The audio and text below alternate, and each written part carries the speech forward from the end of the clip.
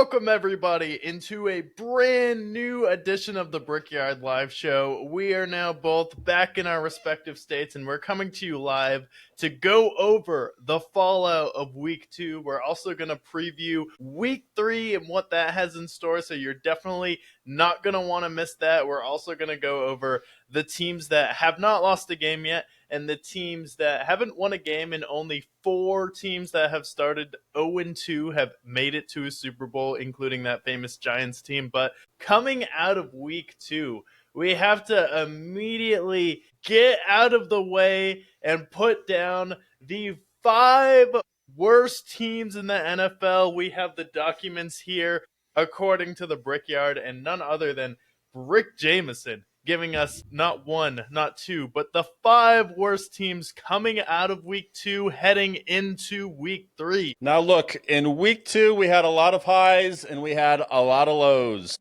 But these 5 teams either embarrassed themselves or embarrassed their city or embarrassed their franchise quarterback. So in any way, shape, or form, whether it was performance on the field, off the field, and beyond, these teams deserve to be shouted out for the 5 worst performances of Week 2. I start with number 5, a team that we're going to go over in the 2-0 section, but I'm not convinced. I have the Arizona Cardinals at number 5. How are you having this close of game with the New Orleans Saints, who are begging for the number 1 overall pick, and the Carolina Panthers, who may be mentioned later on this list potentially? These are the 2 teams you face off against, these cupcakes of teams, and yet your plus minus on the year is 10 currently. Like, what are we doing, Arizona? Which I understand you're not, I'm sorry, plus 12 for those correcting me. Plus 12 over the 2 worst teams in the NFL currently. You're plus 12. That's disgraceful. I understand the Cardinals are not world beaters, but you were the most pathetic 2-0 team of anybody on this list. At number 4, we have an annual recipient, someone who always makes the list one way or another over the last couple of years. Give me the Carolina Panthers. Carolina Panthers, we had so much high expectations. Bryce Young looked competent for the first or last 8 weeks of last year. Dave Canales looked like he was finally turning that ship. They drafted Xavier Legette, and he was promising. And what did they do? They made history for the wrong reasons. Xavier Legette is the first receiver to have 8 or more targets and negative yards. He had 8 targets for negative 2 yards. He is on pace to not get it. If he gets 1,002 yards over the rest of the season, he might get his 1,000-yard season that he so desires. But it's an uphill battle. Panthers at number 4. At number 3, this one is obvious if you've watched football the last 2 weeks. First, you get absolutely shelled by the Colts in week 1. Then this past week, you have 10 consecutive drives that allow a possession to score to start the season, which is the worst of this millennium, mind you. Then Tua finally gains consciousness. He says, wait a minute, Tyreek, I cannot throw down the field. I am not Josh Allen. And then to top it all off for the Dolphins, as if the sky wasn't already falling. Don't worry, their savior, Mike McDaniel, comes with Socrates-level insight. To win games, you have to win the game, not lose them. Boy, if only I could have thought of that earlier, Mike McDaniels. Thank you so much. The leader of this ship, and this ship might as well crash into the iceberg while it's not too late. At number 2, talk about not just the city of disappointment, not just a team that is notorious for disappointing their fans, winning the offseason every year, but yet always ending up on these worst top 5 lists. We have it bad enough, the fact that they had a 108-year drought for the Chicago Cubs, a team, the Chicago White Sox, who have made the playoffs 11 times since 1901. Or better yet, the Blackhawks, who have been last place in the NHL for 3 consecutive years. No, none of those 3 teams are more pathetic than the Chicago Bears each and every year. They've been in the league for 106 years, and they have exactly 0 4,000-yard passers. And now we have Caleb Williams, who no longer looks like the prince that's promised. He no longer looks like Trevor Lawrence. He just looks like he's going to be a colossal bust. Ben Johnson looks like so far he is Adam Gase. He is not the next great Kyle Shanahan. It's bad enough when your team is perpetually terrible, but it's even worse when you're in a great city like Chicago and you are continuously, even with all of the suffering on the other franchises, you are still the most pathetic franchise in Chicago. Chicago Bears at number 2. But at number 1, it's one thing to disappoint the city of Chicago. It's another thing to disappoint the entire fan base of the NFL each and every year because you can't protect your franchise quarterback. And now we're stuck with watching Jake Browning for the next 3 months. The Bengals at number 1. The 1 year you decide to wake up in September. You're 7-10 in the Joe Burrow era in September. You decide, oh, maybe we will start winning games in September. And what do? You give him turf toe. You give him turf toe, so a guy that was in the conversation as a top 4 quarterback in the NFL is sidelined because you can't figure your shit out in September. He's hurt. Now we have Jake Browning. And then I got to thinking, this is the quarterback that you deserve. You had Andy Dalton for a decade, and you were average, and you deserved that. You had Carson Palmer in the 2000s, and you deserved that. In the 80s, you had Phil Simms, and you deserved that.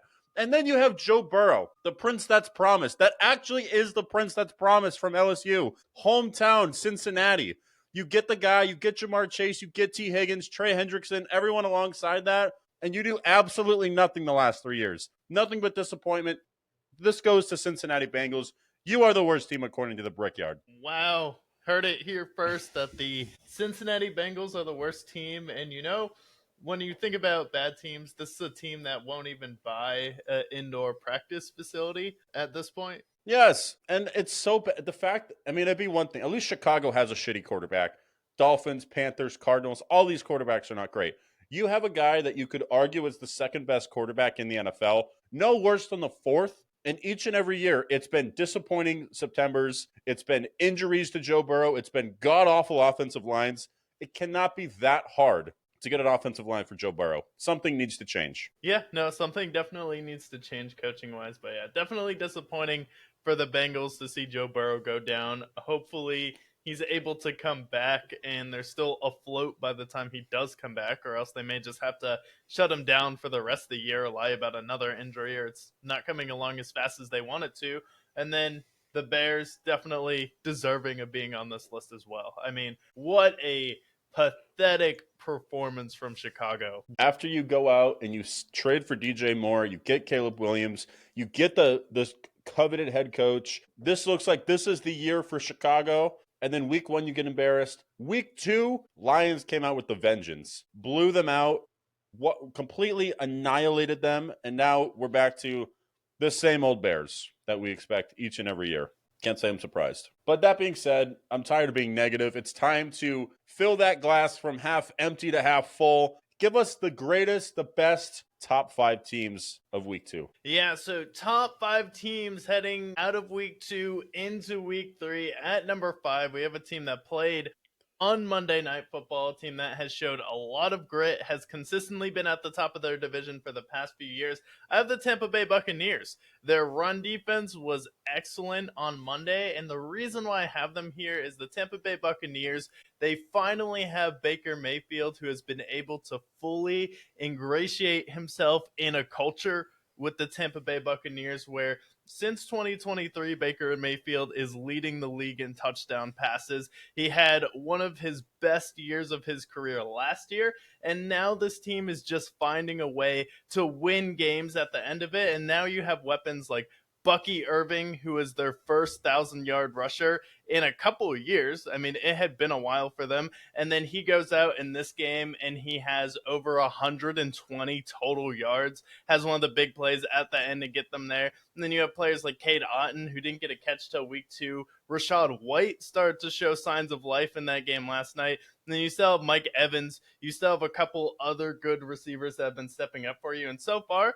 Tampa Bay Buccaneers defense looks like it's been playing really well. One thing with them is they're going to have to worry about their offensive line. But at number 5, I have the Tampa Bay Buccaneers. At number 3, it's pretty obvious. It's the Buffalo Bills at this point. You had maybe already the game of the year on Sunday Night Football last week against the Baltimore Ravens. Josh Allen injures himself, ends up coming back, but you absolutely destroy and dismantle a Jets team. And I was pretty sorry for the Jets watching that game, but they absolutely erased the Jets out of oblivion. You already have people questioning that game against the Steelers. Was that just a week 1 fluke? And now the Bills look like they're running at full capacity. Maybe Josh Allen finally getting married, settling down, will be what leads him to finally break through the AFC this year. We have Joe Burrow injured now. Chiefs don't look the same. So at number 4, according to the Brickyard, I have the Buffalo Bills. At number 3, we have the Super Bowl champs. I mean, the Philadelphia Eagles, is it pretty? No, but defensively, this team is still a powerhouse. They're still getting their footing under them, but they still have one play that nobody can stop. And this is a team that's going to do exactly what they need to do each week to win games. And I feel like we're going to see a lot of games where it's 20-17, 25-22, 27-24, where the Philadelphia Eagles are figuring out just a way how to escape with the win. You still have Saquon Barkley, who's looking like the best running back in the NFL still, and then you have that unstoppable play. So right now, they're still the defending Super Bowl champs, so until I see otherwise or them completely lose a game in a horrible fashion, I have the Philadelphia Eagles, who also beat the Kansas City Chiefs off of a loss, which is rare. That never happens. So at number 3, have the Philadelphia Eagles. At number 2, speaking of teams that were written off, speaking about teams who, after week 1, they're like, oh yeah, they lost their offensive coordinator, they lost their defensive coordinator, what are they gonna do? I'm like, well, is this the only freaking team whose head coach doesn't matter? You know, consistently for your head coach, where you have Dan Campbell, who has been the head coach for the Detroit Lions, who are ranked at number 2, and suddenly, oh, he can't do anything without Ben Johnson. He can't do anything without Garen Glenn. How about 52 points? How about Amon-Ra St. Brown has 3 touchdowns? How about Jamison Williams goes off? How about Jahmyr Gibbs has a touchdown? How about David Montgomery has a touchdown? I mean, are you kidding me? People underestimated how much of an impact that Ben Johnson had on that team. And now Ben Johnson is floundering already in Chicago. Caleb Williams still looks like he's a train wreck. Then the Detroit Lions came out and they showed that we are still this mean-spirited team that will hold a grudge against you. And you want to play us twice a year? And they respond with a 52-point game after it looked like it was going to be pretty close and competitive. Then they absolutely shut the door. Their defense came alive, and their entire defense was pretty much injured last year. So if the Lions had a healthy defense going into the playoffs, who knows what could have happened. So at number 2, we'll have more rants about this later, and I want to save some fuel for the Lions rants later, but at number 2, the Detroit Lions. And at number 1, the team that beat the Detroit Lions in week 1, the Green Bay Packers. Obviously, they're the best team in the league. They're going to dominate everybody this year. I mean, Jordan Love had a quarterback rating of 120 on Thursday night. He had over 200 yards passing by half against the Commanders team that a lot of people were picking to be that rising team. But the Packers defense has looked the best that it has since they won the Super Bowl. I mean, they have this weird history where every time a quarterback is 27 years old, Aaron Rodgers, Brett Favre, I believe Bart Starr as well, they end up winning their first Super Bowl, and then also trading for an elite defensive player like Charles Woodson with what they did with Aaron Rodgers. So I think the Packers are going to be the best team in the league this year. They should be the early favorite for the Super Bowl. So at number 1, Green Bay Packers. Restore the roar. The Packers are back. Football is back. We have the Bills with Josh Allen on this list as well. Greatness awaits. You have been briefed. The worst and best, according to the Brickyard, entering week 3. And boy, was week 2 a page turner. Not only do we have 10 undefeated teams who are on track for 17-0, we also have a number of teams that are potentially going 0-17 at this rate currently. Yeah. So I figured it'd be fun. I have the 10 teams that are currently 2-0. We'll gather the 0-2 losers soon enough. Entering into week 3, we have 3 undefeated teams. That would be that of the Bills, Bengals, Colts, Chargers, Eagles, Packers, Bucs, Niners, Cardinals, and Rams. Ironically enough, funny enough, 3 of these teams are all in the NFC West, which is ironic. But 2-0 teams, any of these, I think we should go through these teams, who are frauds and who are legitimate. And I think we could do this very easily. Absolutely. So I might as well pick them off. Bills, obviously, you had them as the number 4 team. They are obviously legit for the 2-0 teams. Yeah, absolutely. I think the Bills should be legit this year, and theoretically, with how the Chiefs have looked so far this season, if the Chiefs are taking a step back, it was still a close game versus them. So if any year you're going to break through and win the AFC, it's probably this year for the Buffalo Bills, especially with James Cook and Josh Allen being really comfortable in that system. I think this year so far is the best Josh Allen we have seen, where he really hasn't had a ton of turnovers and he's just looked like super far. You already had that epic comeback versus the Ravens, so I think the Bills obviously have to be legit. They're at least going to make the conference championship or divisional round. We know that. Yeah, I think they're bound for the AFC title game. Definitely legitimate. How about the Bengals? With Jake Browning now leading the helm because God forbid they don't wrap Joe Burrow in fucking bubble wrap. Yeah, without Joe Burrow, they're not legitimate, but they're like between legitimate and illegitimate. Because say what you will about Jake Browning, but that guy either gets a touchdown or it's going to be a turnover for them. And one thing you'll say with these backup quarterbacks is them being timid, but Jake Browning's just going to push it to T. Higgins, push it to Jamar Chase, and then you still have a lot of good weapons there. So the only hope for me is that since it is Jake Browning, that the entire team actually wakes up in September and locks in. But as of right now, I they're mean, tentative. so far, the one game he's played, 2 touchdowns, 3 picks. In 13 games, he has 14 touchdowns and 10 picks. So he's one of those guys. He's going to get it to his guys, but he's probably going to get it to the other guys as well. I don't know if I could say they're illegitimate. It's an honor for the Bengals to wake up in September. I don't know how we've been treated the last 5 years with them being 7-10-1 in the Joe Burrow era. All it took was the sacrifice of Joe Burrow for them to wake up in September. If I would go back, I would rather you suck in September. But if it means that you guys will make another playoff run, then I will allow.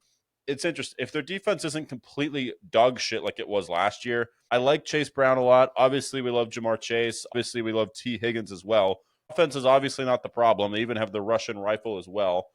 It's just, is the defense going to be legitimate? Is Trey Hendrickson going to stay healthy? That's the big if. I would say they're frauds currently because I don't know if I trust them against the Ravens, maybe even against the Steelers in that division. 800 fraud. Who do we have up next? The Colts.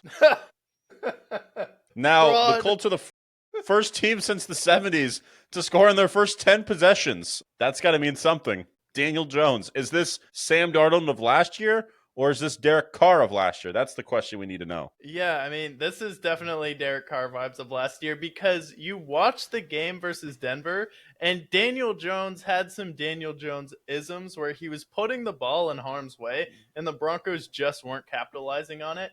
The thing, though, with the Indianapolis Colts is their weapons are good enough where Jonathan Taylor is actually looking good. You have Michael Pittman there. Josh Downs has played well with Daniel Jones, where teams in September will let them play well, but once people lock in on a game plan, they need to have to start winning games. This is going to be a team that is going to start winning games, and then also they missed the field goal the first time. It's a bad leverage call against the Broncos. They didn't need to do that. Then they end up missing the field goal. So should they actually be 2-0? No. So for that reason, I absolutely say no. And then also, even if they do make the playoffs, they're going to get annihilated. And I think it's hilarious because, just like in previous years with Daniel Jones, where everyone's like, oh my God, Daniel Jones is amazing. He has 2 touchdowns through 2 weeks passing. And he's played well. I'm not here to discredit Daniel Jones, but at the same time, this happens every year, and every single year some idiot falls for it. And next week they're probably going to beat the Titans, but then you have the Rams coming up, you have the Chargers, you have the Steelers, you have the Chiefs, you have the Texans, you have the Niners. You have plenty of teams that are going to knock you off your horse. And plus, after we enter October, I don't really trust anybody. The Colts, I think they're going to be average like we predicted on our show. Yeah, will he outplay Mac Jones at the end of that stretch? That'll be the real test. But, that's going to be 3 weeks. They're going to be 3-0. I remember the year where the Broncos and the Panthers were both 3-0. Look how that turned out. We ended up being right. Yeah, and it came crashing and burning. Next team, the Chargers. You usually don't believe in the Chargers. I am somewhere in the middle historically. Through the first 2 weeks, they're 2-0. They beat the Raiders and they beat the Chiefs, 2 divisional rivals. But Justin Herbert, in my mind, has looked really good so far. He has a different sort of confidence about him. He's been sipping on that beer back home. So I believe in the Chargers this year. I believe in Justin Herbert, and I hope he keeps it up. I think this will be the best of Herbert that we've seen so far. Yeah, no, they will definitely be the best Herbert. Their defense looks good again this year, but are they legit playoff contenders? No, not yet. They still got to prove that, but I do think they'll be legitimate. I think they'll be in the playoffs. Eagles, Packers. I'm going to put them both together. I mean, obviously, number 1 and 2 team according to the Brickyard. Obviously legitimate. The Bucs with Baker Mayfield. We saw him with the most gutsy performance on Monday night, down 4th and 10 with a 15-yard scramble, getting the win against the Texans, squeaking it out. They've squeaked out the first 2 wins so far, but I feel like this is just kind of their MO. Plus, the rookie receiver that they drafted, Emeka Egbuka, he's immediately a stud. Immediate hit from the Bucs. I think he's going to eventually replace Chris Godwin, pairing him with Mike Evans. Plus, you have Bucky Irving and that defense. Obvious, I'm very bullish on the Bucs. Yeah, and even getting a Rashad White sighting, which is definitely welcome to see on Monday night, where he actually looked like he had some decent plays there. So for me, the Tampa Bay Buccaneers can be a dark horse Super Bowl team, especially if they're going to go out there, win close games. I think Baker Mayfield is due for a run into the playoffs, and I think I put Baker Mayfield as one of my dark horse MVPs, and I think he's on track, especially if he keeps coming up with big drives at the end of the game, because now we have 2 weeks in a row where Baker pulls out a drive when he needs it. Can he stay healthy? Yeah. Because he's taken a lot of punishment. Yeah, I mean, gutsy performance, but I don't want to see him taking those hits. Last 3 teams is literally everybody in the NFC West not named the Seahawks. Niners, Cardinals, and Rams. You already know how I feel about the Cardinals. Cardinals are as fraudulent 2-0 teams as they... I think they're more fraudulent than the Colts, honestly. And the Colts barely squeaked out a win against the Broncos, but you barely beat the Saints and you barely beat the Panthers. So what's going to happen when whoever you face next? The Cardinals are obviously frauds for me. Yeah, Cardinals are frauds for me as well. You could argue with the Panthers that they had dominated them so badly they knew the Panthers weren't actually going to come back, so they just fell asleep at the wheel there. But the fact that you had an onside kick that you didn't recover, that's a huge just coaching error on its own. Massive coaching error. And then the Niners, I mean, the Niners did start Mac Jones this week, and they played fairly well. I mean, this was another close game with the Saints, but I mean, Mac Jones, 26 of 39, 3 touchdowns. Are they legitimate? No, not as a contender. They'll be fun. Maybe they can make a wild card team, but are they going to be a legitimate team that contends in the playoffs and goes on a deep run this year? Absolutely not. I don't think they can stay healthy enough. All right. And then the last team is the Rams. They had a tough game against the Texans in week 1, but they pulled through. And then they handled business fairly well against the Titans in week 2. Yeah, no, the Rams are definitely the last legitimate 2-0 team here. Devontae Adams has fit in well with them, where Puka Nacua is now the A1 receiver for them, even though we're having some of the top corners still trailing Devontae Adams. But this team will figure it out. Rams usually don't pull it together till the end of the year. So as long as they're winning games and the fact that they're 2-0 now, that gives me a lot of hope for the Rams that they're already starting to pick up some wins early in the season. Yeah, I would agree. I think the Rams are legitimate. If Matt Stafford can stay healthy, Puka Nacua, then I think that they can be legitimate contenders in the NFC. Also, if you're playing the South too, you beat the Texans, that's probably going to be your toughest opponent that you play up against the South. So the fact that you beat them shows that you're probably going to just sweep that division. Like you already beat the Titans too. And I definitely think you can beat the Jags and Colts. Yeah, I agree. And then we have 1, 2, 3, 4, 5, 6, 7, 8, 9, 10 winless teams. Some of these teams are not surprising, i.e. the Saints and Panthers. Obviously, they're 0-2. The Bears are 0-2. Are you surprised that the Bears are 0-2 so far? No, not because we picked the Vikings to beat them in week 1, and then we picked the Lions to beat them in week 2.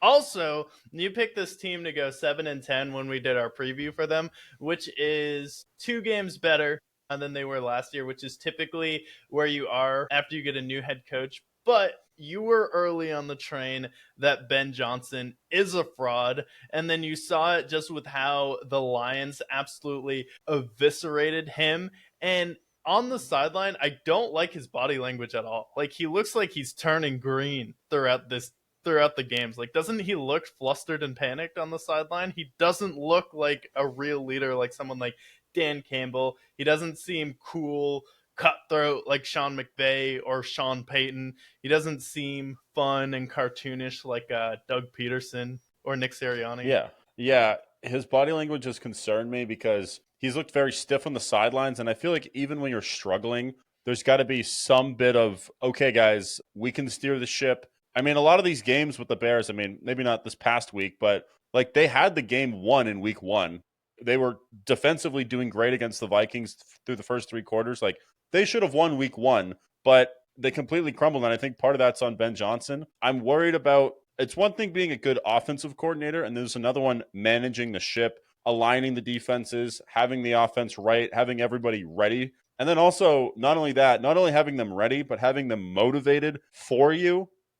And I just don't think they're there yet with Chicago. Maybe eventually they will be, but I'm definitely nervous, especially you look at the history of the Bears. You look at where Caleb Williams is projected currently. I have a lot of questions with them. And I don't think, especially with the Packers, Vikings, and Lions in your division, that's potentially 6 losses that you have right there. You already have 2 right now. So I don't know. It's not looking good for them so far. I like Ben Johnson historically, but they got to turn things around really quick. And then last of the NFC teams, the New York Giants, which actually had, we haven't gone over the game yet, but a great game against the Cowboys. Vintage Russ, 400 yards for Russell Wilson, and it wasn't enough for the Giants. Yeah, if Russ is going to do that and you still lose to the Dallas Cowboys, who had kind of struggled. I mean, at this point, early MVP in the NFL season is Brandon Aubrey, if we're being completely honest. But yeah, the Giants had Russell Wilson's best game he will ever have this season. He's not going to have a game better than that. And I will bet anyone who wants to go dollar for dollar, $1,000, Russell Wilson's not going to have a better game, more touchdowns and yards than he did in that game. He's not going to do it, and then you lost. Because I was trying to think of what would be funnier if the Cowboys lost that game to the Giants or Russell Wilson had the best game of his career and still lost for the Giants. Like, honestly, I think it'd be funnier if Russ had like a MVP level game and they still lost. 3 touchdowns, 450 yards. He also rushed for another 20. Like, this is the best Russell Wilson I've seen since he was wearing a Seahawks uniform. And they didn't get the win against the Cowboys. And their schedule is not going to get any easier for them as they face the Chiefs and Chargers back to back, which I understand the Chiefs are struggling. We'll go over them next, but these are 2 games that you don't like. You're going to start off 0-4 potentially very easily with them. The only bright spot for the Giants is our favorite Cam Scattaboo. And then the man of the hour, the Chiefs, 0-2 to start. They lost to the Chargers in Brazil, and then they lost to the Eagles earlier this week.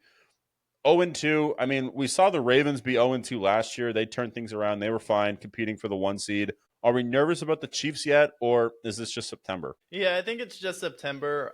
You had the Chargers in Brazil, which is a weird place to play. Also, the Chargers defense has been really good, and they had one of the best regular season defenses last year. And then you go up against the Philadelphia Eagles, who are former Super Bowl champs, and they're just a better all-around team than you right now, and there's no shame in losing to you. So I do think the Chiefs at some point will get a rhythm, so I'm not too worried about them. I don't think they're going to miss the playoffs yet. Yeah, my only thing that worries me, they have the Giants on Sunday night, which I think they'll take care of business, but then they face the Ravens in week 4. That's a bad time to face the Ravens, I think. So you could see them potentially 1-3 at this point. That's my one fear, but then the schedule does get a little bit easier as the season progresses. I see them getting hotter late, like they usually do. And then Texans and Titans are both 0-2 current. Of the teams that are winless, the Texans have the lowest point differential. Right now it's -6 across 2 games. So really they're losing by field goals, essentially. Yeah, their offense is a little bit of a concern. Joe Mixon's out, so that definitely doesn't do you any favors at this point. But the Texans did prove last year they're a team that isn't going to start fast, and they're going to fool you in the regular season, but come out gangbusters in the playoffs. Also, their division sucks, so I'm not worried at all. And then the Titans, they're fine. The Titans are fine. Plus, also, like, you faced Denver, which you struggled with, but I still felt like we saw some decent sightings from Cam Ward, and you didn't win against the Rams. The Titans have low expectations, but I feel like through the first 2 games, I've been impressed with what I've seen from Cam Ward. And honestly, even Tony Pollard has played pretty well for them, so I don't think they're going to win a lot of games anyways this year, but even though they've lost the first 2 games, I've been impressed with what I've seen so far. And then the Browns at the AFC North, Joe Flacco, they've had some rough games so far. I mean, they just got blown out by the Ravens, and then they edged out. They just barely lost to the Bengals on a missed field goal. So technically they could be 1-1, but the Browns, that's where they usually are. Joe Flacco, happy to be here. Happy I'm getting paid. Yeah, I think Joe Flacco's doing all right. And then, believe it or not, Jesus, he loves all. except for the Jets. They are 0-2 to start. Had a close game against the Steelers and then got wrecked by the Bills last week. Do they make their way out? Does God give them a prayer? No. I mean, Justin Fields almost died in that game, too. Like, Justin Fields is already getting injured. Like, come on now. Yeah. And then lastly, I mean, I've never seen a hot seat so hot already. The Dolphins. Oh, they're cooked. The Dolphins, man. I mean, we were, again, early on Mike McDaniels not being a head coach last season. And then you have your typical normies that argue, like, actually, he's super intelligent. And that's just how he is because he's so smart and weird. But now he's the coach saying we need to win games instead of not win ones because we're trying to win games here now. Like, give me a break. Bro's talking in riddles. To win games, you have to win the game. That is the You remember how we made fun of Nick Sirianni? We're gonna I forgot what his what was his press conference where he's just like putting systems in place. Yeah, and yeah, yeah, he's gonna put systems in place. Now the new quote is: "To win games, you have to win games." This man is talking in riddles at this point. He's lost. He looks like he's just completely out of it at this point. And now you have Tua who's saying like, "Yeah, I can't really throw the deep ball against Tyreek. He's gonna just have to track it. I'll do my best." But like this team is sinking fast, and their defense is horrendous. I mean, the first team in the millennium to give up a touchdown on the first 10 possessions, that's bad. That's really bad. Again, Bradley Chubb, happy to be here in Miami. Happy to be getting paid. Happy you gave up so much for me to do fucking nothing. What's Bradley Chubb doing for them? Come on. And now you look at Van Ginkel up in Minnesota, throwing people's heads into the ground, deflecting passes. I know he was hurt last week, but my God, it looked like Van Ginkel was actually the heart and soul of that team in Miami.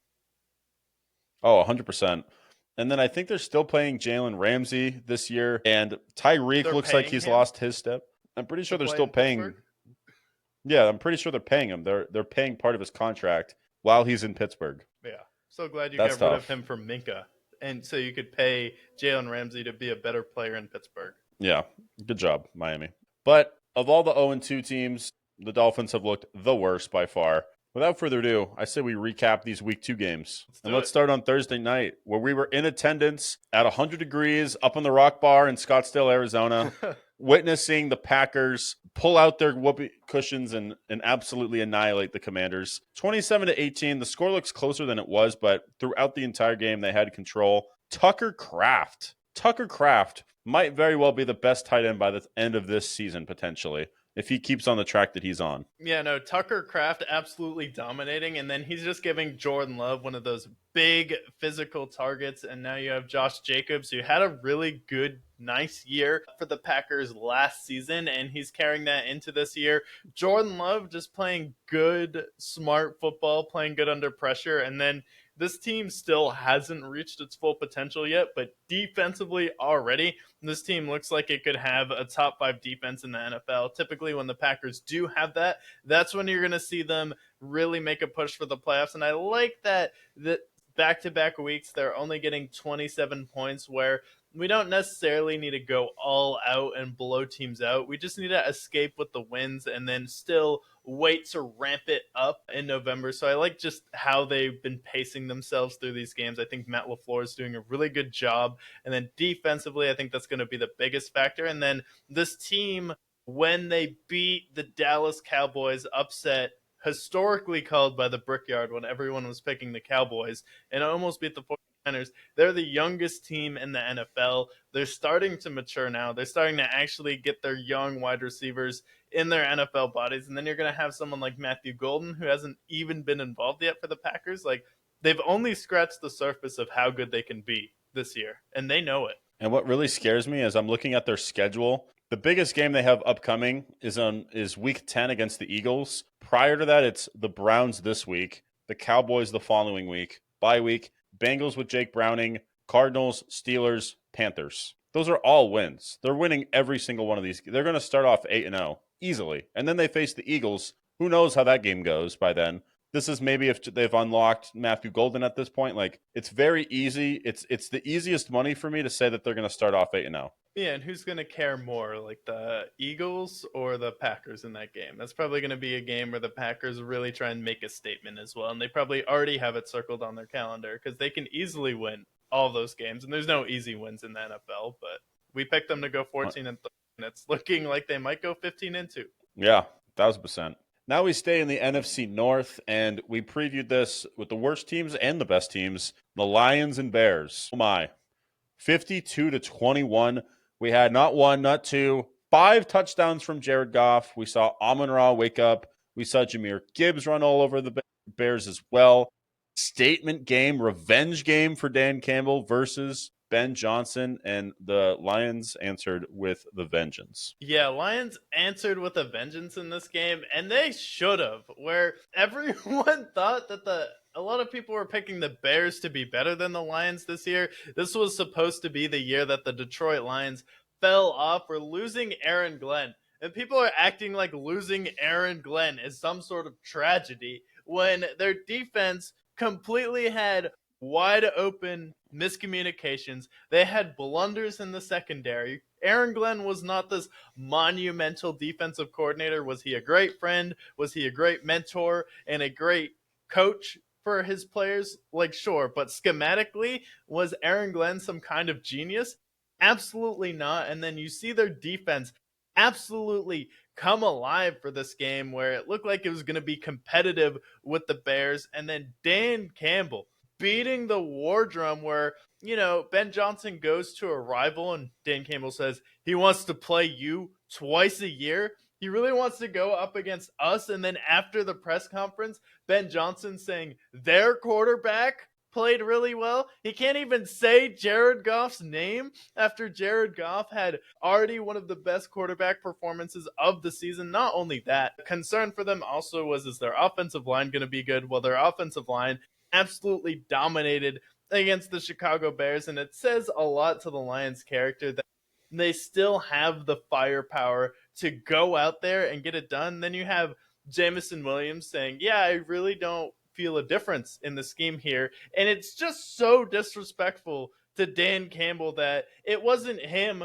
putting his coordinators in a position to succeed. It was all his coordinators. His coordinators were the best in the league. Nothing to do with Dan Campbell. This guy's an idiot. This guy's a buffoon. He's stupid, and people still made fun of him last year. Like, oh, you're losing your coaches. This team isn't going to be the same. Well, how about 52 reasons why the Detroit Lions are still going to be the same juggernaut and wagon that they've been? Like, we haven't seen like good teams melt down in the playoffs before. We haven't seen Aaron Rodgers get to the 1 seed, win the MVP every year, and get eliminated embarrassingly in the playoffs. We haven't seen the Bills have meltdowns before. Like, really? And then suddenly it's gonna put a absolute pin in the Lions balloon when they have Sam Laporta, Brock Wright, Jameson Williams, Amon-Ra St. Brown, David Montgomery, one of the best offensive lines in the league, Jahmyr Gibbs, and their defense is actually healthy this year, and when it was healthy, it looked like one of the best defenses in the NFL. Unbelievable. Just disgraceful. Notable stats from this game: 500 yards for the Lions, 0 sacks given up by their offensive line, 4 sacks against the Bears. And not only that, I also want to shout out another weapon that they drafted this year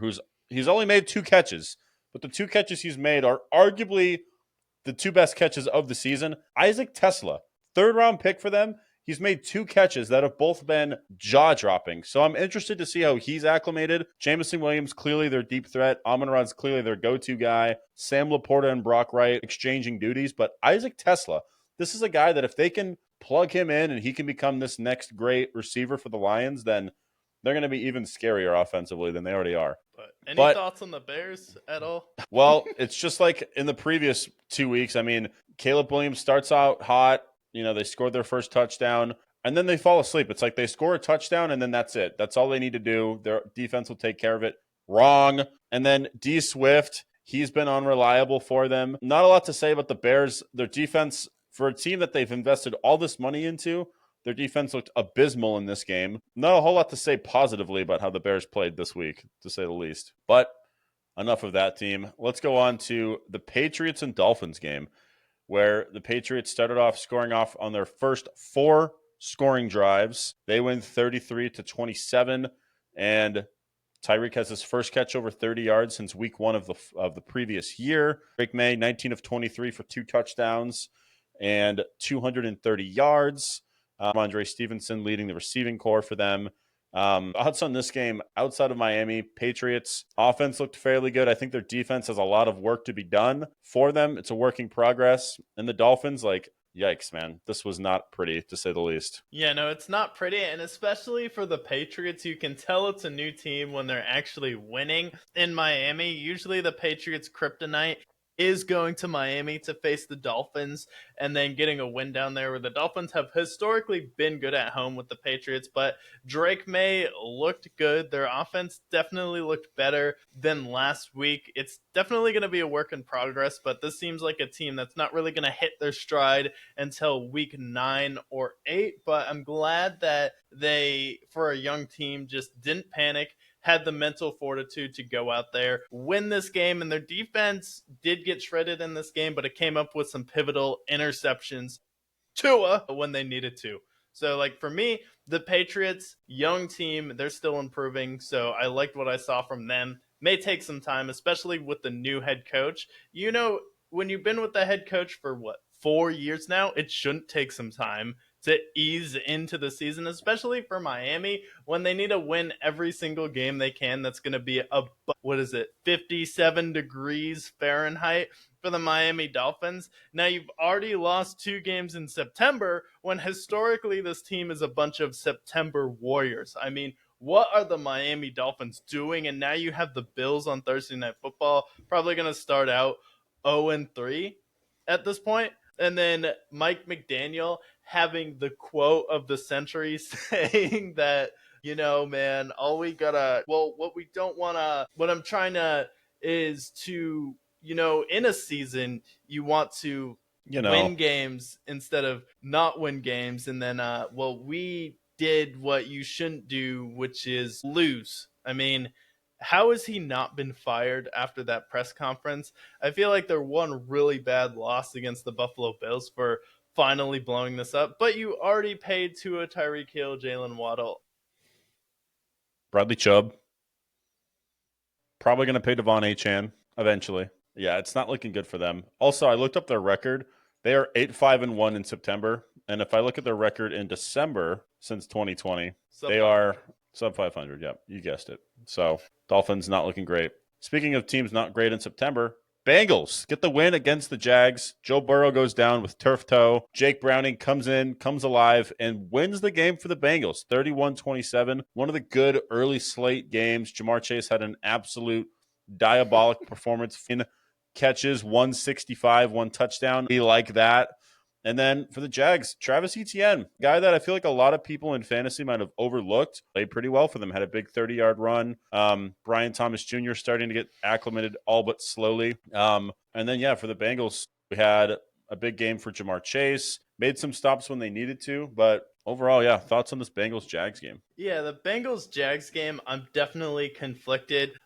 I'll start with the Jacksonville Jaguars side. Trevor Lawrence definitely looks a lot more comfortable, and he said before this game in his pregame interview with the commentators that this is the most comfortable he's felt in a system with the offensive coordinator with Liam Cohen. He's now had 3 different head coaches already now, I believe, or he's had a couple different systems now for Trevor Lawrence. So he definitely looks more comfortable with Liam Cohen, and it's one of those games that should Trevor Lawrence have won this game, absolutely, but there's enough blame to go around where it's not necessarily his fault. Did he have a really dumb interception? Yes, but did he also have a couple passes that hit receivers in the hands in the end zone? And they probably should have caught them and won that game. Absolutely. So I think the Jaguars are not going to be absolutely abysmal this year. They're kind of just going to be one of those middling teams where they're probably not going to score over 30 very often.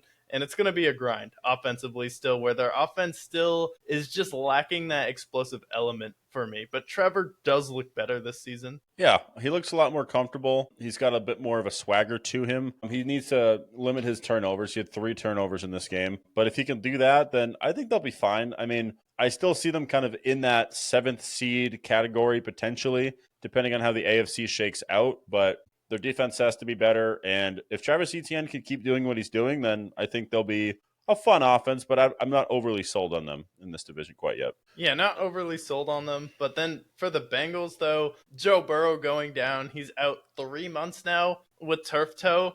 And I think they can still kind of stay afloat just because Jake Browning, say what you will about him, he does get the ball to his weapons where he just puts it up there and says, T. Higgins going to be out there somewhere. Jamar Chase has to be out there somewhere. And then also, they drafted a rookie wide receiver who had his first touchdown catch in this game, and it was absolutely ridiculous. Do you have his name in the box score? Yeah, let me get this pulled up here. I'll get his name in just a second. So I see Mitchell Tinsley. Yeah, Mitchell Tinsley. He had one of the best touchdown catches of the afternoon. Now you have Yoshiba. You still have Jamar Chase and T. Higgins there. You also have Drew Sample, Mike Gesicki still playing well for the Cincinnati Bengals. So I do think this team has enough weapons to stay afloat in this game. And it was a really good win that they did come back against the Jaguars and end up winning that game, where I believe last year this was the game that Joe Burrow went down again, or Trevor Lawrence ended up getting hurt versus the Bengals last time. So anytime that these two teams play, one of the franchise quarterbacks ends up going down. Yeah, it's unfortunate. I hope when they rematch that they are wrapped in bubble wrap so that they don't get hurt. We'll stay in the AFC South here. Titans took on the Rams. Rams took care of business. We got a Matt Stafford win. Tony Pollard, 20 carries for 92 yards. Devontae Adams, over 100 yards receiving. Thoughts on this Rams game? Rams moved to 2-0. Titans fall to 0-2. Yeah, I thought the Rams just did exactly what they needed to. They're a team that usually finishes strong at the end of the year, so I'm happy that they're winning games early in September. And then for the Titans, they just don't have enough weapons at this point, but Malik Willis is showing that he can make some absolutely crazy throws. When he drifted all the way to the outside, and then he throws an off-balance pass to the other side of the end zone, which is NFL quarterback rule number 101, where you should not make that throw, but he ends up completing it, having an incredible touchdown pass, and he's had some good passes, but just doesn't really have the arsenal around him. But I definitely think that he's shown some prospects here with Cam Ward. Yeah, I think Cam Ward, if they can get him some nice receivers, I mean, his number one receiver right now is Calvin Ridley. You have like the Tyler Lockett's of the world who's still kicking around for them, but very reliable receiver core. Had a lot of drops in week one as well. So I think that's going to be their main focus as they build out this Titans rebuild. But right now, from what I've seen from Cam Ward, I think he has the it factor to be really good, but they need to get an offensive line. They need to get some receivers around him, maybe draft one in the first round this following year. But they're definitely, I see the appeal with Cam Ward. I think he's got the comfort level, and I think he'll be really good eventually. But we move to one of the games of the week. How about the Cowboys and Giants game? 40-37. We had a Russell Wilson masterclass that we haven't seen since probably Ever. the 2010s. It's his best game ever. Yeah, it might be his best game ever, honestly. We had multiple Cam Scatterbu sightings. We had him rushing for his first rushing touchdown this week. And then Malik Neighbors went nuclear. Wan'Dale Robinson went nuclear. And on the other side, Javonte Williams reinventing himself in Dallas so far as their lead running back. Dak Prescott had a big game as well. Ultimately, Brandon Aubrey. I mean, we already knew Brandon Aubrey was really good, but a 64-yard field goal to tie the game to go to overtime, that is diabolic in all levels. Only Brandon Aubrey can probably make that kick 9 times out of 10 like he does. But it was a chip shot. He made it look so easy. Yeah, it went right through the uprights, and I never had it down. I'm like, 64 yards for Brent. You could literally make it 74 yards. This man's going to make it. Former soccer player, in case they didn't mention that to you. Yeah, he might go for the record this year, especially if the Cowboys are down 3. Do you go for a Hail Mary, or do you trust Brandon Aubrey 70-yard field goal? I think we might see something over Justin Tucker's 66-yard, and I feel like the NFL kind of wants to erase Justin Tucker's legacy. So what better than Brandon Aubrey setting every single kicker record this year? I'm here for that. I'll take the Brandon Aubrey MVP at this point, at least for the Cowboys at this point. So we're here for that. Then we transition to the Niners and Saints game. Niners get the win. Mac Jones shines. We had 26-39, 3 touchdowns. Looks like he went back to his Alabama days. Juwan Jennings had a big game in this game. Christian McCaffrey starting to get going a little bit. Thoughts on this game? My early thoughts, as much as I have shit on the Saints so far to enter the season wasn't overly optimistic about Spencer Rattler as their starter. Early on, they've played competitively. They were super close against the Cardinals in week 1, really close in this game against the Niners. But I've been overall pretty impressed with what I've seen from Spencer Rattler. I know it's September, but just wanted to shout him out. I know they didn't get the win, but he's looked relatively well for the Saints so far. Yeah, and the Saints could just be one of those teams that plays really close and ends up losing every game by one possession this year, where maybe they're going to be the anti-version of that Minnesota Vikings team that had a negative point differential and went 11-5, made the playoffs. Maybe they'll have a positive point differential, but go like 4-13. Yeah, I wouldn't be surprised by that. But you know what? I'll give credit to the Niners. Mac Jones played well. That's who Kyle Shanahan accordingly wanted in 2021 when they drafted Trey Lance, but they picked him instead. Now he has the prince that he's promised. So maybe they'll be good with him instead of Brock Purdy. Then we go to Bills and Jets. Josh Allen, 14-25, 148, 30-10. Huge game for James Cook. 132, 2 touchdowns. The Jets magic that we saw in week 1, we saw Justin Fields go down with injury. Tyrod Taylor came in, but Bills, utter domination through and through. Yeah, Bills, we expected this. There's not much to say there. But the Jets, I mean, are you sold on Aaron Glenn yet? I mean, what a performance, because people came out and they're like, oh, wow, they went 32-34 with the Pittsburgh Steelers. That's pretty impressive. And then they had a chance to drive and win that game at the end. And now Justin Fields is already injured, already kind of falling apart for the New York Jets here. And this is a team that can maybe look decent at the end of the year, but I definitely don't think that they're going anywhere fast. And then Aaron Glenn's going to be like, well, look at Detroit. It took us so long, where Dan Campbell was given a chance, and sometimes it just takes 3, 4, 5 years to really see an impact there. So that'll be the angle, but will the Jets see it that way? No. Or is this just shaping up to be another Lovie Smith situation where Aaron Glenn inspires them to get a win and they miss out on the first overall pick? That's the arc that I think we see with the Jets, unfortunately. And it sucks because I like Garrett Wilson and I like Breece Hall an awful lot. If they had the right quarterback, I think their defense historically has been fairly good over the last couple of years, at least when they had Robert Saleh. But they're going nowhere slowly, especially with the Bills in that division, with the Patriots ascending.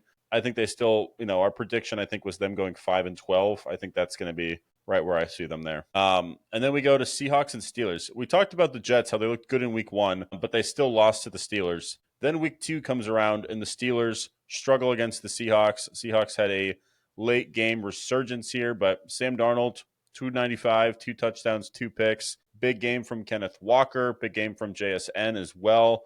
Aaron Rodgers, 2 picks in this game. Mason Rudolph came in at one point, but Steelers and Seahawks, what were your early thoughts with this game? Yeah, I think Seattle showed that they're going to be a competitive team this year. Maybe they'll be 8-9, 9-8, but overall their defense played well. Their special teams has this thing called IQ, where they actually know when the ball is live.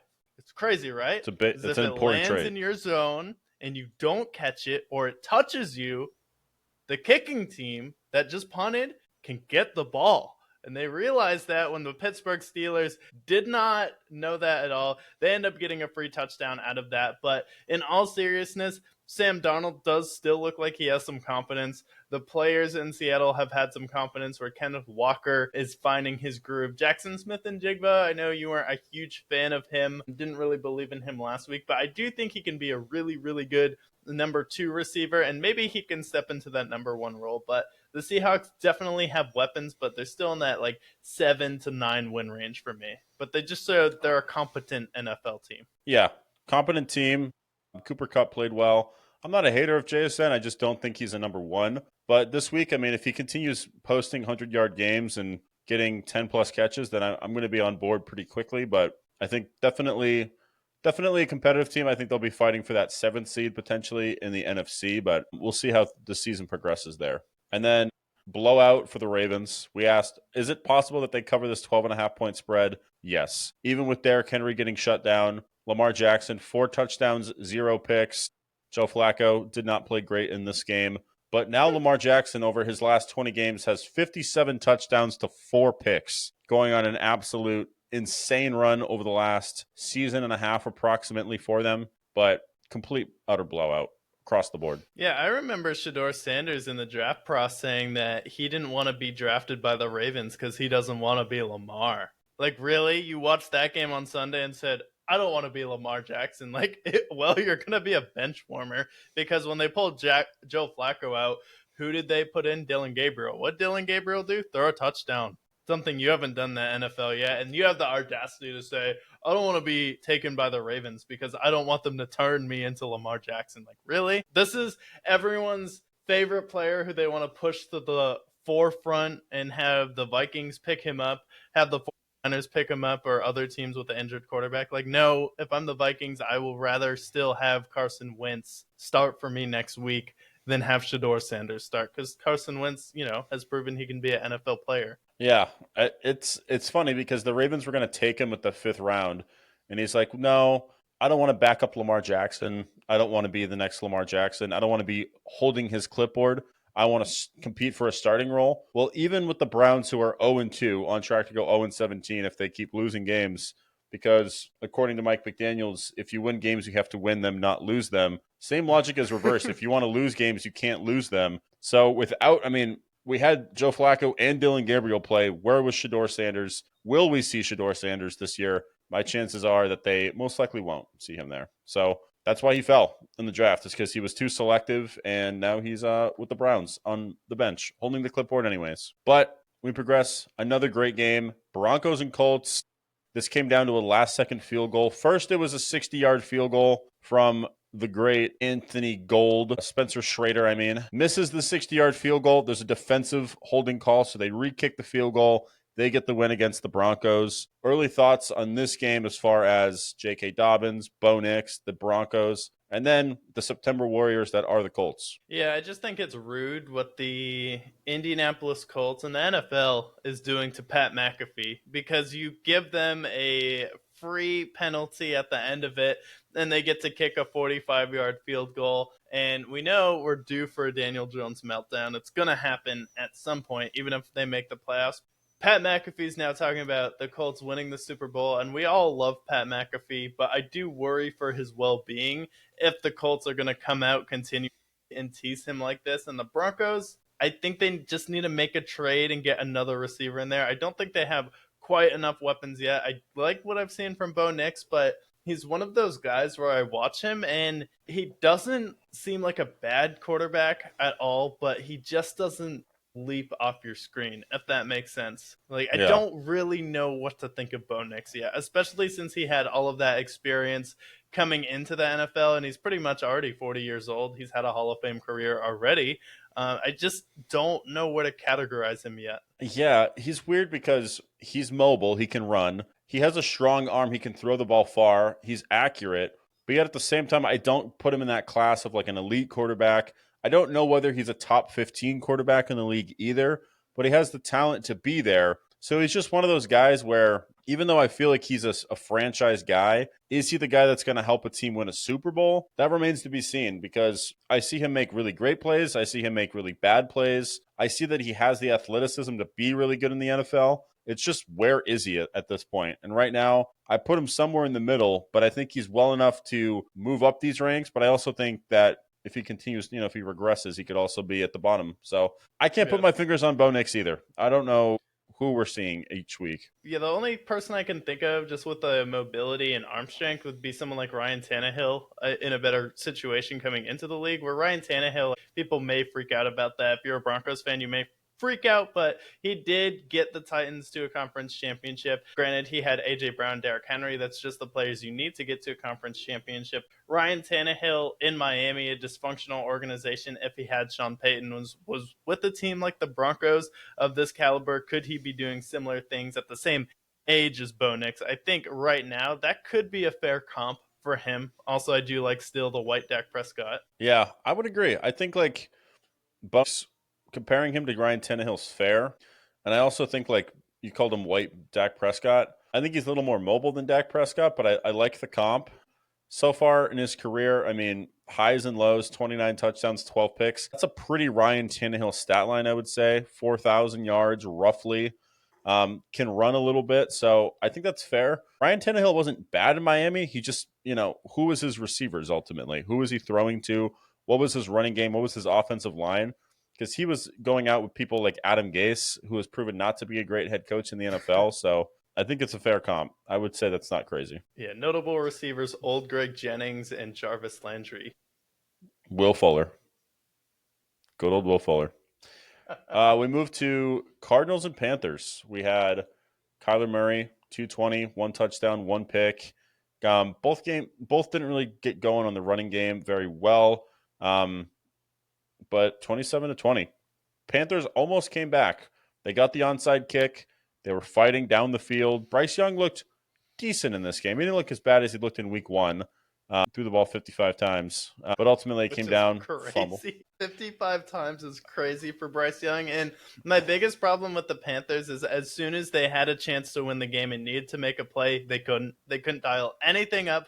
They couldn't dial up a run play, couldn't dial up a simple screen play, simple couple short throws just to get Bryce Young in a rhythm on the drive, which for me, that's a huge problem, especially going up against a team like the Arizona Cardinals, who I think is one of the weaker 2-0 teams who struggled with the Saints last week. As soon as you need to make a play, you can't. And you can't dial up a good play either. Okay, I see what we're doing here. Yeah, I'm not overly sold. Panthers, I think Bryce Young, although I like what I've seen, I think he's going to benefit more from a change of scenery. And I think the Panthers should really consider drafting a quarterback next year because I just don't think he's the answer for them. And I think he'll do better maybe somewhere else. But I also don't think he's the guy. I think he's proven to be, I hate to call him a bust, but I think that's what he's ultimately become at this point. It seemed like they were manipulating the spread, as they call it in this game, point shaving. What was the spread coming into this game? I think it was 6 points. And what did they win by? 5. Yeah. You don't think there's some point shaving going on in that game? Come on now. Yeah. We're not stupid. Yeah. We might be stupid, but we're not dumb, as some may say. And then as soon as they cover the spread, they can't score. Crazy. Ironic. Vegas called, as they would say. All right. Let's go to the Falcons and Vikings game. Michael Penix, J.J. McCarthy, the battle of last year's draft. J.J. McCarthy, 7 of the 8 quarters he's played so far, he has not looked great. He's banged up. He's not going to be playing in week 3. Vikings can't get anything done offensively. J.J. McCarthy, 11 of 21, 2 picks, QBR of 37. And then on the other side, Michael Penix, not a great game on his side either. Falcons get the win. Defense looked pretty good for them overall. Any thoughts on this Vikings and Falcons game? Yeah, I think the Falcons are definitely going to be one of those teams. Their offense is going to be better at home. I like that their defense stepped up in this game, but I think it's going to take some time for Michael Penix for us to really see what he's about. But Bijan Robinson is a top 3 running back in total scrimmage yards the past couple years. But still, you have Drake London, Kyle Pitts. It's still not completely reliable on offense. So for me, this is still a middle of the road team where they're never going to be one of the top 10 teams in the league at this point.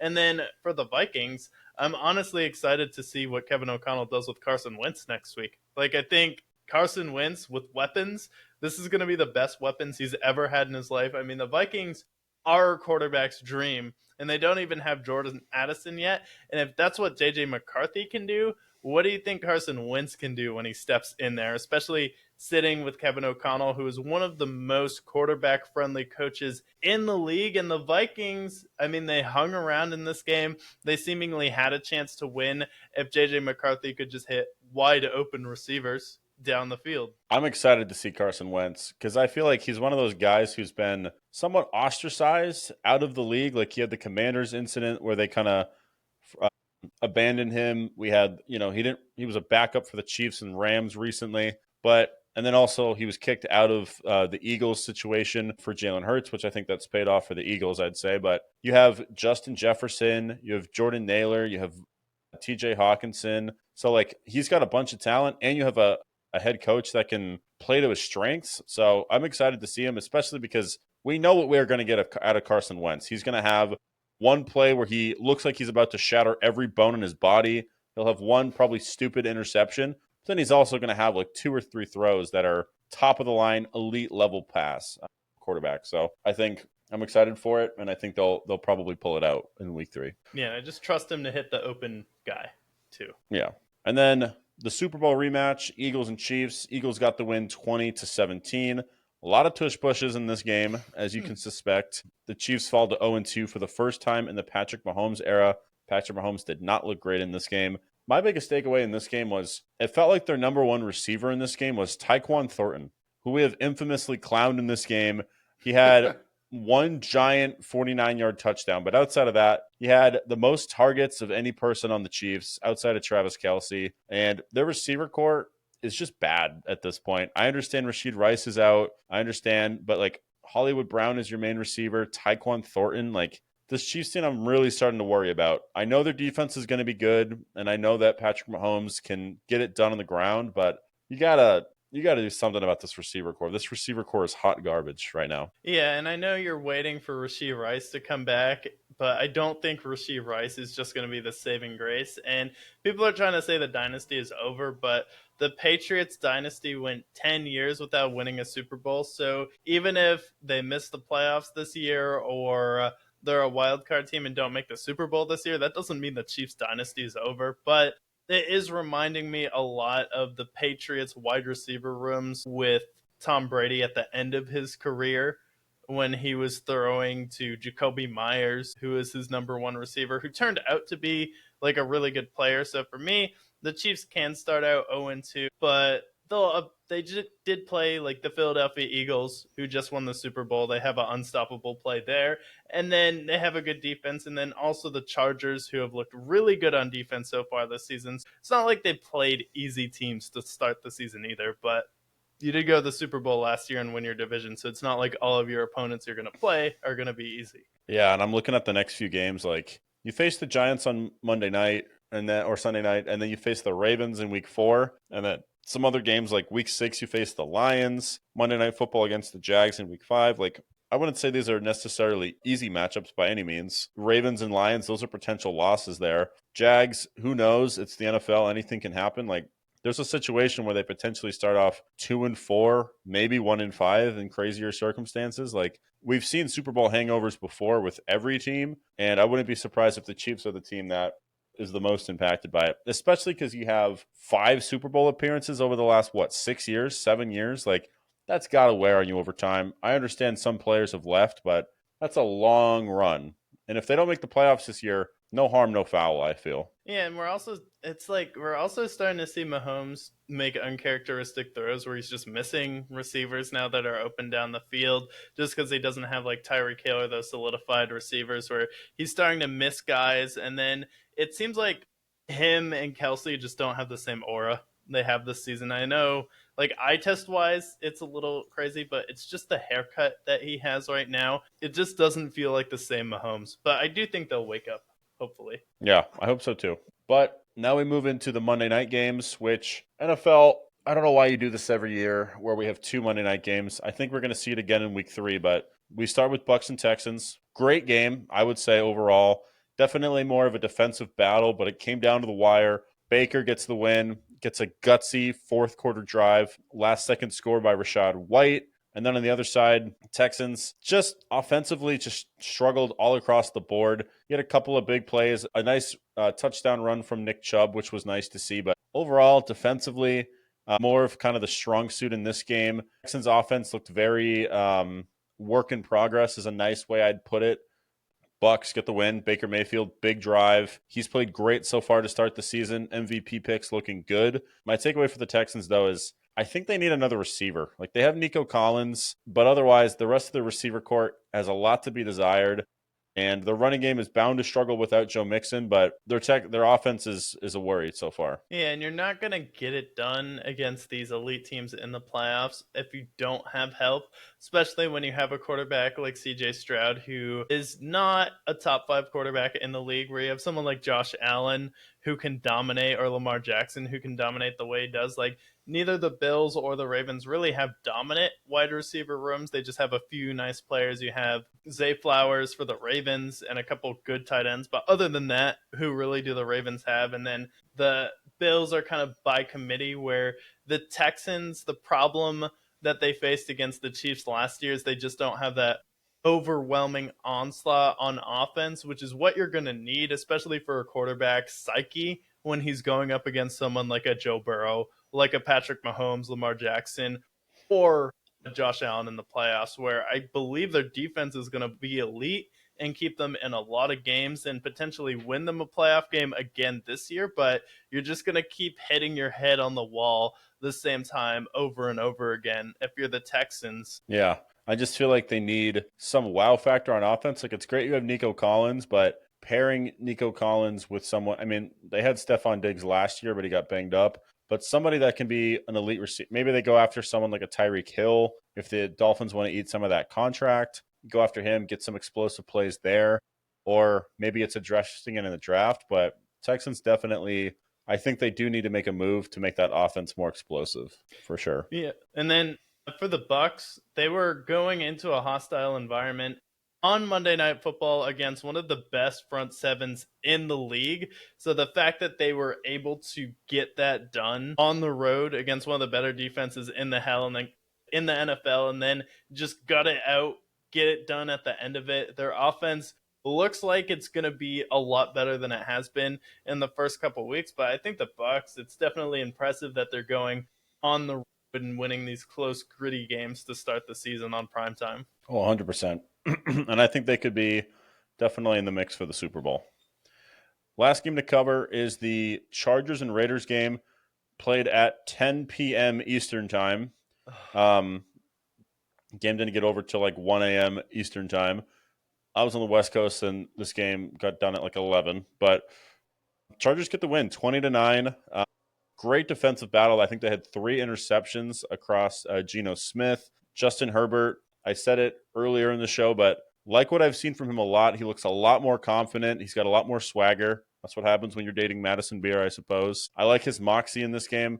The Chargers, their defense is legitimate. Justin Herbert's playing at a really high level. And so I've liked what I've seen from the Chargers a lot so far. And on the Raiders side, Geno Smith is just one of those quarterbacks that he's going to give you some great throws, but he's also going to give you a lot of interceptions. He's very much a 50-50 guy. So that's my early takeaways with the Raiders so far. Yeah, but for 50-50, like that gives the implication that it's 50-50, right? Which means I have a chance to get it, and then one defender has a chance to get it. Not a 75-25 ball, which he kept throwing up all game. I mean, oh my God, Geno Smith, every single time he threw the ball, he was absolutely zipping it into double coverage every time. He has one throw. It's a fastball. He doesn't have any touch, it looks like, this season.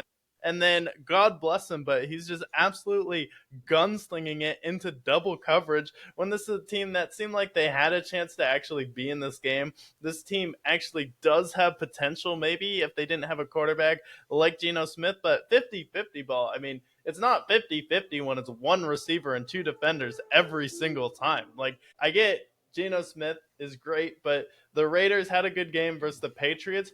Well, God bless them, because they might not see another win for a very long time this season. Ashton Genty looked a little bit explosive, but Brock Bowers is already wearing a brace right now. And then Geno Smith is going to throw you out of some games, even if you're winning in the.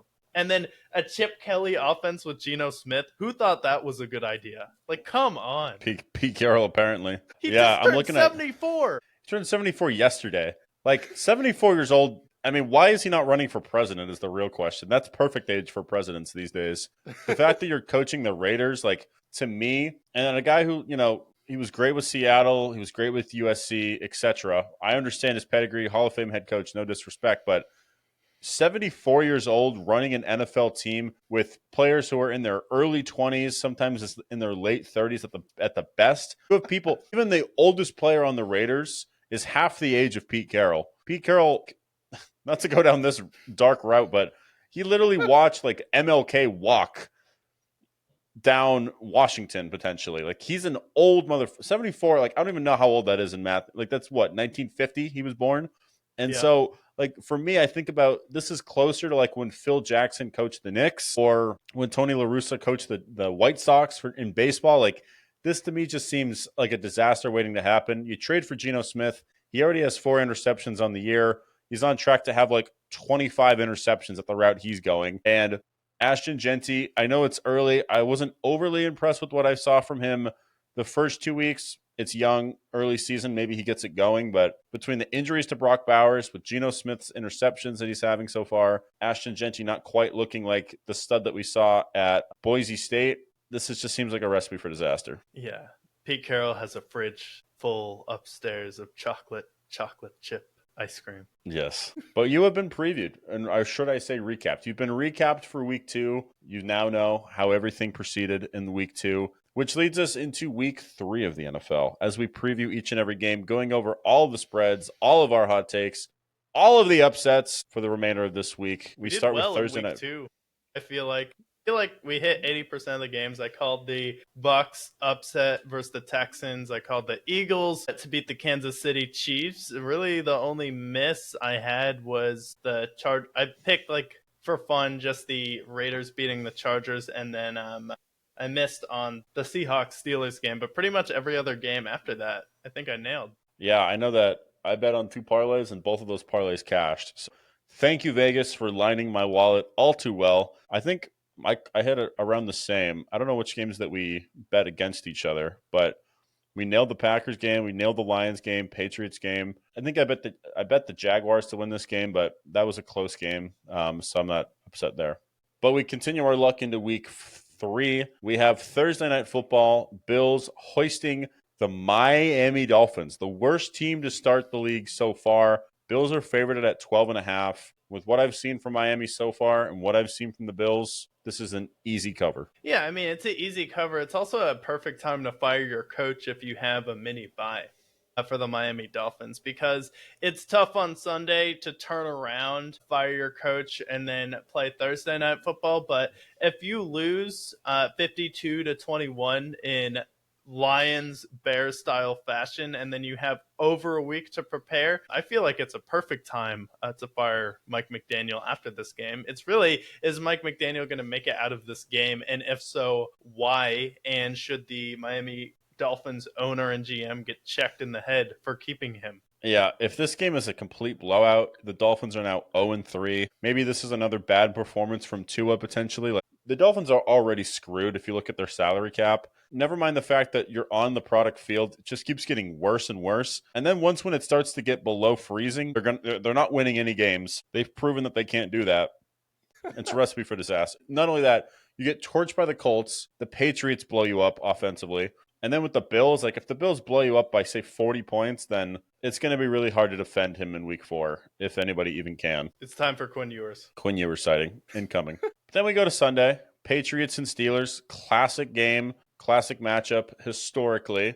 I'm going to look at the record for the Patriots against the Steelers, but I think you know which route I'm going. What are your early thoughts? Vegas has them. Steelers are favored at 1.5 on the road. Yeah, Steelers are favored at 1.5 on the road, and I will go with the upset in this one. I'm going to go with the home team in the New England Patriots, and the reason why I will take the Patriots in this game is I feel like they're just a more fun, young, enthusiastic team than the Pittsburgh Steelers, and while their defense does have some holes in it right now, I think this team is going to continue to grow and get better under Mike Vrabel each week. And then for the Pittsburgh Steelers with Aaron Rodgers, they're kind of just 50-50, and we're seeing guys make wild mental errors, like not knowing that it's a live ball, and then free touchdowns being given up. And then the Steelers scored 34 points, which was nice versus the Jets, but we just saw the Jets get completely annihilated and embarrassed. So I think the Patriots can continue history in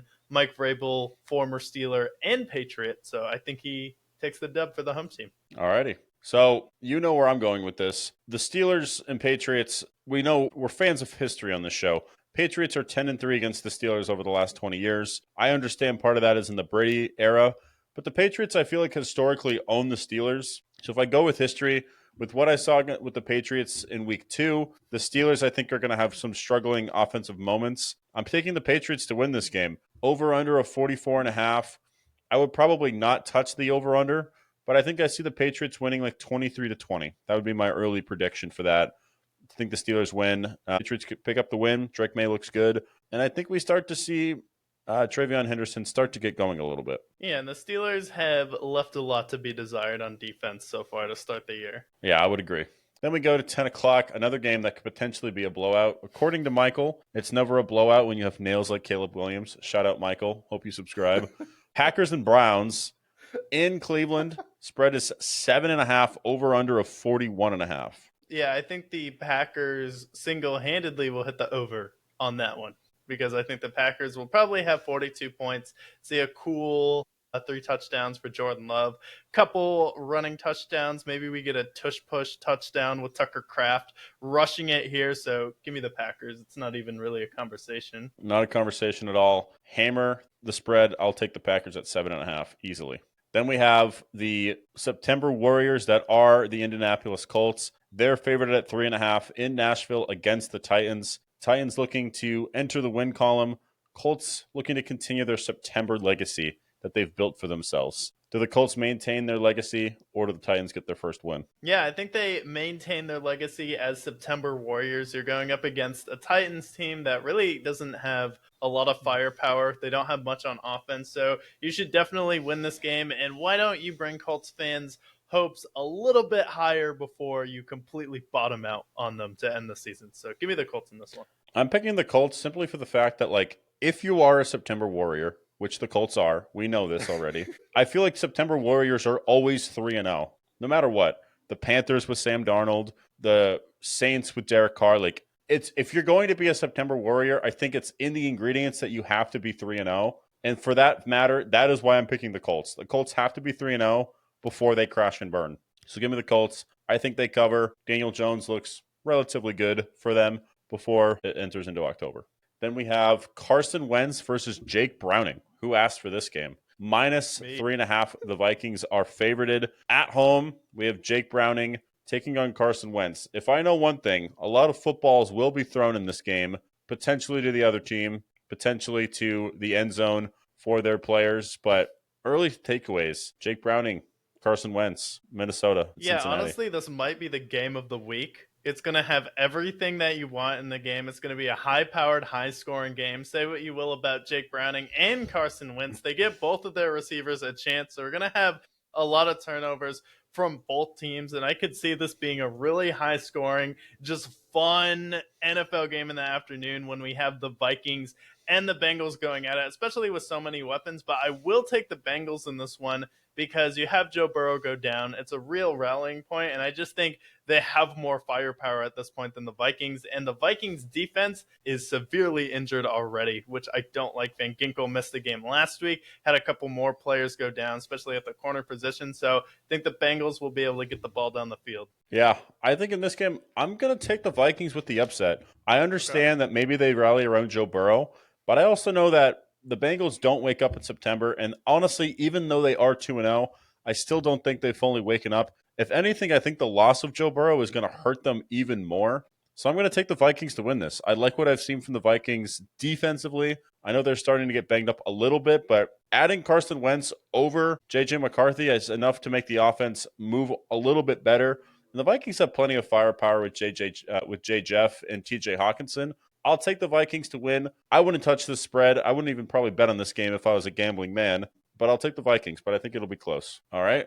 And then we go to Rams and Eagles. We have a playoff rematch. Eagles are favored at 3.5 at home against the Rams. Eagles are favored at 3.5 against the Rams. I will take the Rams in this one. This is a playoff rematch, and the Eagles' offense hasn't looked spectacular yet, and the Rams have been one of those just quiet dark horse teams the past few years, and I think they just have enough on offense to get it done. They have this game circled on their calendar. If it wasn't a complete blizzard or they could just make a tackle on Saquon Barkley, I think last year the Rams actually had the best opportunity to knock off the champs of any other team last season, and they gave them the best run for their money. So I think Sean McVay definitely wants his get back on this one. So give me the Rams, especially it's not that cold in Philadelphia yet. So Matthew Stafford has been flinging it early so far, and I think he'll continue doing that. All right. I like it. I see the vision. I am going to take the Eagles simply because you have the tush push that nobody can guard. The Eagles offense has been efficient so far, and the Rams offense, I still think it hasn't quite meshed quite yet.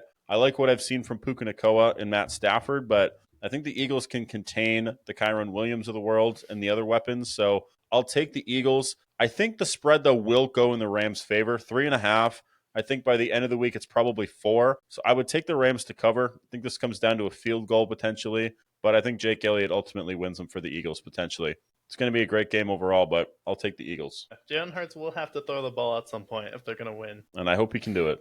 And then the New York Jesus Jets taking on Baker Mayfield and the star of Monday Night Football last week. Bucs are favored at 5.5 at home. That's it? That's 5.5. 5.5? That's it for the Buccaneers and the New York Jets. Why is the spread not 12? Why is it not 7? I mean, the Buccaneers have so many weapons, and you had 2 really close, gutsy games against a tough divisional opponent that you had 2 heartbreaking losses to last year, the Atlanta Falcons. Then you go on the road, face one of the toughest front sevens in the league on Monday Night Football on the road in Houston, and now you get to go up against the Jets. I think the Bucs offense is going to go absolutely nuclear in this game. We're finally going to see a breakout where maybe they can finally fix that point differential for them, so it's not 4 so far this year. Yeah, I would agree. 5.5. I know the Bucs have played close so far, but these are against much better competition. Never mind the fact that even if Justin Fields is playing, I think they win by at least a touchdown. But you might also see like Tyrod Taylor in this game, or whoever else is the backup for the Jets as their quarterback. The Bucs defense, I think, can contain the likes of Breece Hall, and I think that they can definitely contain Garrett Wilson. So this is a spread that's not going to stay the way. 5.5 seems very low for the Bucs. I'll take the Bucs to cover easily. Free money. Thank you for the contribution to my retirement fund, Bucs. I appreciate it. Then we go to Raiders and Commanders. Commanders are favored at 3.5 at home. Yeah, 74-year-old Pete Carroll managing Geno 75 ball against the Commanders, who are coming off of a loss against the Packers. I'm taking the Commanders in this game. I feel you'll go the same. 3.5 point spread. I'll take the Commanders and the points. Yeah, they had a week and a half to prepare for Geno Smith to throw it into double coverage. All they need to do is double every receiver if they can. I don't think you can do it mathematically, just to make it more enticing. The more difficult the pass for Geno Smith, the more likely he is to try it. So give me the Washington Commanders in this one. The Raiders are just they had their good win in week 1, but I don't think they're gonna get another win for a long time. I agree with that notion. I'll take the Commanders to cover and rebound. Then we have the battle of the NFC South. We have Michael Penix going to Carolina. Tickets as cheap as $47 if you're a Panthers fan. Falcons looking to continue their success. Panthers looking to get on the win column potentially. Falcons are favored at 5.5. Yeah, and I'll take the Falcons in this one. The Panthers just haven't looked good so far this year, so I will go with the Atlanta Falcons just because they've looked like a competent NFL team, and the Panthers haven't. So give me the Falcons in this one. And as soon as the Panthers needed to make a play when the game was in sight and there's actually a chance we can win this game, they go and they can't complete a pass. Dave Canales can't dial up a play for Bryce Young, and they can't move the ball at all. So that's a bad sign for the Panthers. Not a great sign. I would agree with you. I will take the Falcons.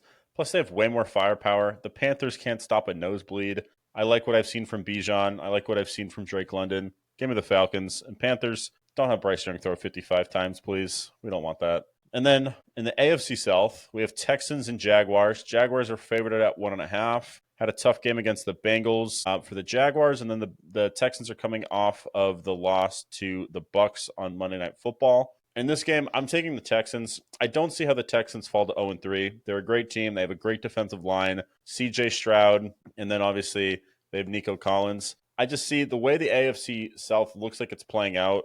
I think this is going to be up for grabs. Whoever wins 9 games. Texans, I don't see falling to 0-3, so give me the Texans to beat the Jags in this one. Yeah, and I think the Texans should beat it. It's just one of those teams where the Texans, even though they did lose 2 games, you lose to the Rams, who are probably a Super Bowl contender and the best team in the AFC West.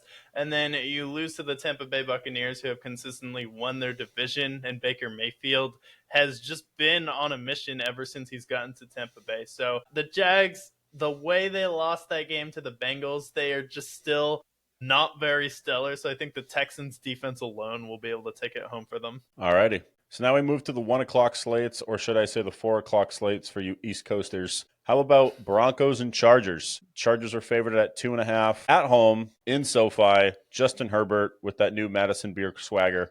and the Broncos looking to overcome the Colts loss that they had just a week ago. Yeah, the Broncos have a home game in LA. Congratulations, Broncos. And I think just the way the Chargers have started the season, you have two really good wins, one against a divisional opponent, one versus the Kansas City Chiefs, and the way that the Broncos lost versus Indianapolis, I think the Broncos are going to be pissed off just with the way that game ended. So I'm actually going to take Denver in the upset in this one to beat the Chargers. Chargers, it's nice you started at 2-0, but let's sell the score. All right, I see the vision. I am going to take the Chargers. I think their defense has played really well. I think they should be able to contain Bo Nix and the running game for the Broncos. Maybe there's a potential J.K. Dobbins revenge tour. I'm not sure. But with the way Herbert's playing, with the way that Ladd McConkey's gotten going, with the way the defense has been playing, I'm taking the Chargers for the foreseeable future. I will take them to cover the spread and win this game and move to 3. And then we go to Saints and Seahawks, a game that we're all dying to see here. Seahawks are favorited at 7.5, over and under 41.5. Why are the Seahawks favorited more over the Saints than the Tampa Bay Buccaneers are at home versus the Jets? Make it make sense. And the Seattle Seahawks will win. They'll beat the New Orleans Saints, but make those two spreads make sense to me. Explain it to me like I'm an idiot, because I just can't comprehend both of those spreads. I don't get, the Bucs are a better team than the Seahawks, yes. Maybe the Jets are a better team than the Saints, yes. But, the Bucs are significantly, I don't think that the spread should be higher in this game than the other. I also think in this game, this is a scenario where the Saints potentially cover, especially with the way they've played close. I am going to take the Seahawks to win this game, but I think the Saints cover. I think this is going to come down to a touchdown with that 7.5. Maybe it's 24-17 potentially. But the fact that the Seahawks have a higher spread than that of the Bucs game is absurd. Vegas, why are you giving me free money? I don't deserve it. And then we have Cowboys and Bears. Bears at home. 4 o'clock slate. 1.5 point spread, over under a 49.5. Bears and Cowboys. This is 4 o'clock slate. This is a 1 o'clock slate. Or 4 o'clock slate. This is one of those games. 425 Fox Sports game of the week that Tom Brady's calling. It's either that or the next game, but yes, I think I'm pretty sure this is the game that Tom Brady is going to be calling. So he gets to call Caleb Williams versus Dak Prescott. Bears, I'm sorry. I have no reason to pick the Bears for the foreseeable future for any reason. I think we're witnessing probably the most disappointing Bears season since 2024 because it's just every year with this fucking team. The Cowboys, I like what I've seen from Javonte Williams. Dak Prescott's playing fine. I will take the Cowboys to beat them at home, covering the spread. I'm not picking the Bears. Why would I pick the Bears? Give me one good reason why I should pick the Chicago Bears to win this game. Because they'll score on the first drive. Oh, yes. If this game ended after the first drive, they would be undefeated right now. A gay quarterback, the Bears. Interesting, these guys. But I do think, in all seriousness, that the Cowboys, it seemed like Dak, the first couple weeks, he was trying to force it to George Pickens. And then finally, at the end of the Giants game, he finally broke through to him. And then if Dak Prescott can force the chemistry with George Pickens and CeeDee Lamb, this is actually going to be a really fun Cowboys team. Now, their defense is horrendous, so the Bears should be able to put up points. And I put a giant asterisk by should be able to put up points because with Caleb Williams and Ben Johnson at this point, you don't know. But I do think the Cowboys will win, and Pickens, CeeDee Lamb, and the offense will be enough to get it done. All right. And then we have the battle of David and Goliath, Cardinals and Niners. Two 2-0 teams, two of the 2-0 Warriors. Niners are favored at 1.5, and we are going to see Mac Jones in this game potentially continue on his revenge tour, potentially, against the Cardinals. Now, it's going to be hard for me to predict this Cardinals game because they're not facing off against the bottom feeders of the NFL. Let's see, the Saints game came down to the wire. So did the Panthers game. What will they do against a Niners team that is historically good? I know what'll happen. They won't win this game. I will take the Niners to beat them, especially because the Niners historically do beat the Cardinals. Cardinals are favorited. The Niners are favored at 1.5. So technically the Cardinals are favored at 1.5 on the road. That is diabolical. I will take the Niners to win this game. Yeah, I'll take the Niners to win as well. And I think the thing that will surprise most people is Mac Jones is going to look better than Kyler Murray in this game. I think that's fair. And then we have the battle of the beaten at this point. 2 0-2 teams. Sunday Night Football. We have Russell Wilson leading, NFL passing leader Russell Wilson, taking on this formerly known great Patrick Mahomes. Chiefs are favored at 6.5 away at East Rutherford on primetime. Chris Collinsworth. Now here's a guy. I mean, I just don't see any way the Chiefs fall to 0-3 against the Giants. Unless if Cam Scatterbo has an absolutely insane Sunday night game, which is not out of the realm of possibility. Not quite yet. He'll come later on. I will take the Chiefs to win. 6.5 is a high spread, but I take them winning this game. Yeah, and I'll take the Chiefs to win as well. They're not going to fall to 0-3. And I picked the Eagles to beat them last week. I didn't pick them to lose to the Chargers, but I do think they did start to get somewhat of a rhythm. Also, Patrick Mahomes is running a little bit more. The Cowboys were able to move the ball all over them. And then just Russell Wilson, I was trying to debate last week if it'd be funnier if the Cowboys lost to Russell Wilson and the Giants, or if Russell Wilson had the best game of his career with the Giants and they still lost. He's not going to have a game that good again, especially following it up. And I don't think he's going to build on that momentum after losing to the Cowboys in epic, heartbreaking fashion. So give me the Chiefs in this one to really rub the salt in the wounds for the Giants, because their defense, it did contain the Eagles and start to come alive a little bit at the end of that game. Yeah, I think the Chiefs have a much better defense. I will take the Chiefs as well. And then Monday Night Football. We are spoiled for Monday Night Football. We have none other than the battle of the Detroit Lions and the Baltimore Ravens. Ravens are favored at 4.5 at home, but boy, oh boy, is this a great Monday Night Football game. My early gut is saying that the Lions take the win. Their offense is coming off 52-point score. Their defense has played fairly well to start the season. Derrick Henry last week struggled a little bit. So I think ultimately I'm taking the Lions in this game. If they can, it's going to come down, can the Ravens stop Jahmyr Gibbs? Can they stop Amon-Ra? And I don't know if I'm certain with that one. So ultimately, let me get the Ravens. I think the Lions take the win to start it out, get an upset. You're telling me you're betting against Lamar Jackson versus an NFC quarterback when the only NFC quarterback he's lost to so far is Daniel Jones? He hasn't faced Jared Goff in a long time. No, he hasn't faced Jared Goff in a long time. And this is going to be a tough game because one of these two teams is going to start 1-2.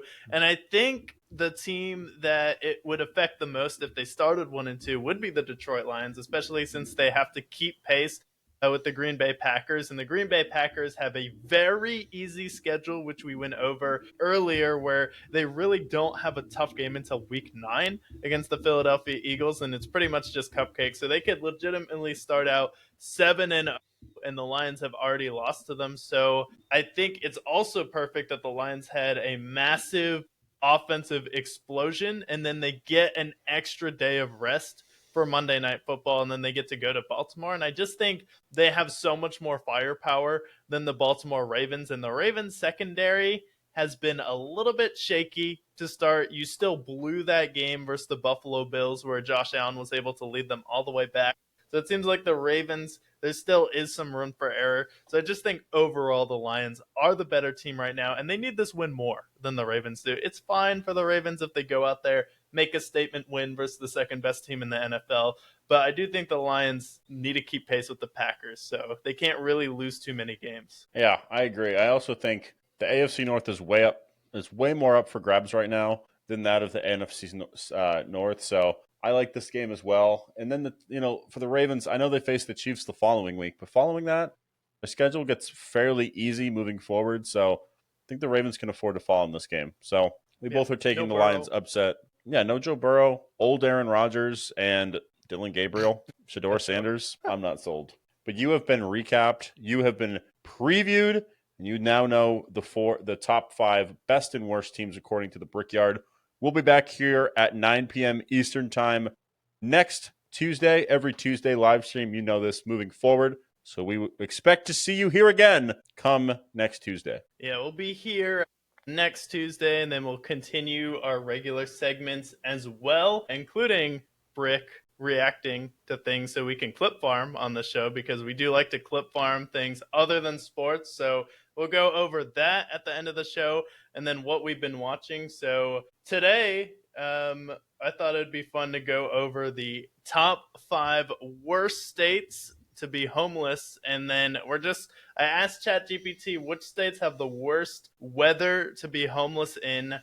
So at number 5, we have Nevada. Why? Like Arizona, Nevada's desert climate brings scorching summer heat, 110 plus Fahrenheit, with a little water access. Winters in northern Nevada, Reno, Elko can also be freezing, creating year-round risk to be homeless. I feel like all of the desert states have to be here. In Nevada, like if you're not in Vegas, where are you? That's my thing. Like if you're in Nevada and you're not in Vegas slash Henderson, you're just in the middle of fucking nowhere. I mean, the worst thing, like at least with being in a city, you can like panhandle and like people will give you money. But if you're in Nevada, like, and you're not in Vegas, you have to beg for the one car that drives by every 4 days to throw some change your way. And chances are it's not going to happen. So, yes, Nevada deserves to be on this list. Yeah.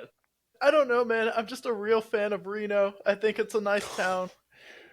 Have fun in Reno, man. That's all you. And then at number 4, I was just there, but Arizona. Why? At other extremes or highs of 110 to 120 Fahrenheit. Especially in Phoenix and Tucson. Heat stroke, dehydration, and lack of shade in major areas are threats. When I was there, I was like, damn, these are the most docile homeless people I've ever seen. Like, the homeless people in Phoenix are just fried. They're not even like the ones in Austin, like, follow you around with a chain or a machete, and they're like cracked out of their mind. You have some psychos, but Phoenix homeless people, like, it's the most docile homeless people I've ever seen in my life. Well, what are you going to do? Like, imagine you're homeless, right? Which that alone already sucks, right?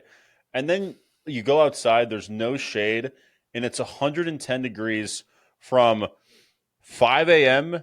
until 4 a.m. the following day. Like, it's just consistently 110. And then during peak hours, the UV index is basically broken. It might as well, like, the UV index is 14, but it might as well be 100. It doesn't matter. Like, I go outside and check the mail and I burn up. I can only imagine a homeless person who hasn't drank water, is relying on essentially fentanyl and Coca-Cola to get by. And those are the people that are the ones suffering in the sun. Like, good luck. I see these people every day with the fent bent going on. They're bent over out of their skis. And I honestly empathize for these people. Like, Arizona, especially Phoenix, might be the worst place to be homeless. I personally would just buy them a bus ticket to go up north, go up to Sedona with all the hippies, go up to Flagstaff with all the stoners. They're probably a lot kinder.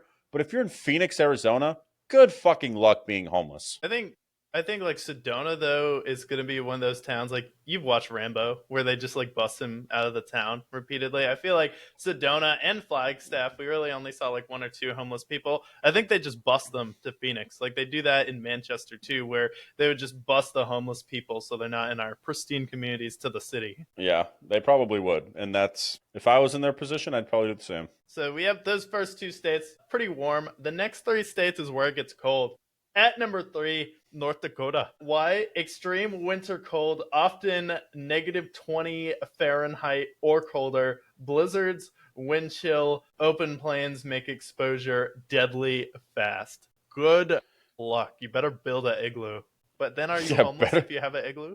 I don't know. Would you rather be in the insane heat or the insane cold? I don't know. I don't know if I want to cut my foot off and also panhandle at the same time. That doesn't sound very fun to me. But North Dakota, again, this is another state. Like, if we're going to make fun of Nevada, sorry, North Dakota, block your ears. What the fuck is in North Dakota besides mountains and maybe a few lakes? You're going to be Not panhandling for even days, mountains. waiting It's for flat. one car to pass by you. Luckily for you, like, you'll see your homeless ass in one city, and then 50 miles away, you'll see the same asshole holding a sign. You'll probably be able to see him. So maybe you guys can form an alliance, and maybe then there'll be hope. But North Dakota, negative 20 degrees, dead flat. You could probably see every homeless person just looking outward. So good luck, North Dakota. That would suck. Yeah, no, I mean, you're not going to die necessarily from heat stroke. Like, you can still get water, but, like, to your point, in North Dakota, you might get hypothermia and have to cut your foot off, especially the fent freeze. That's not something I've heard of too much.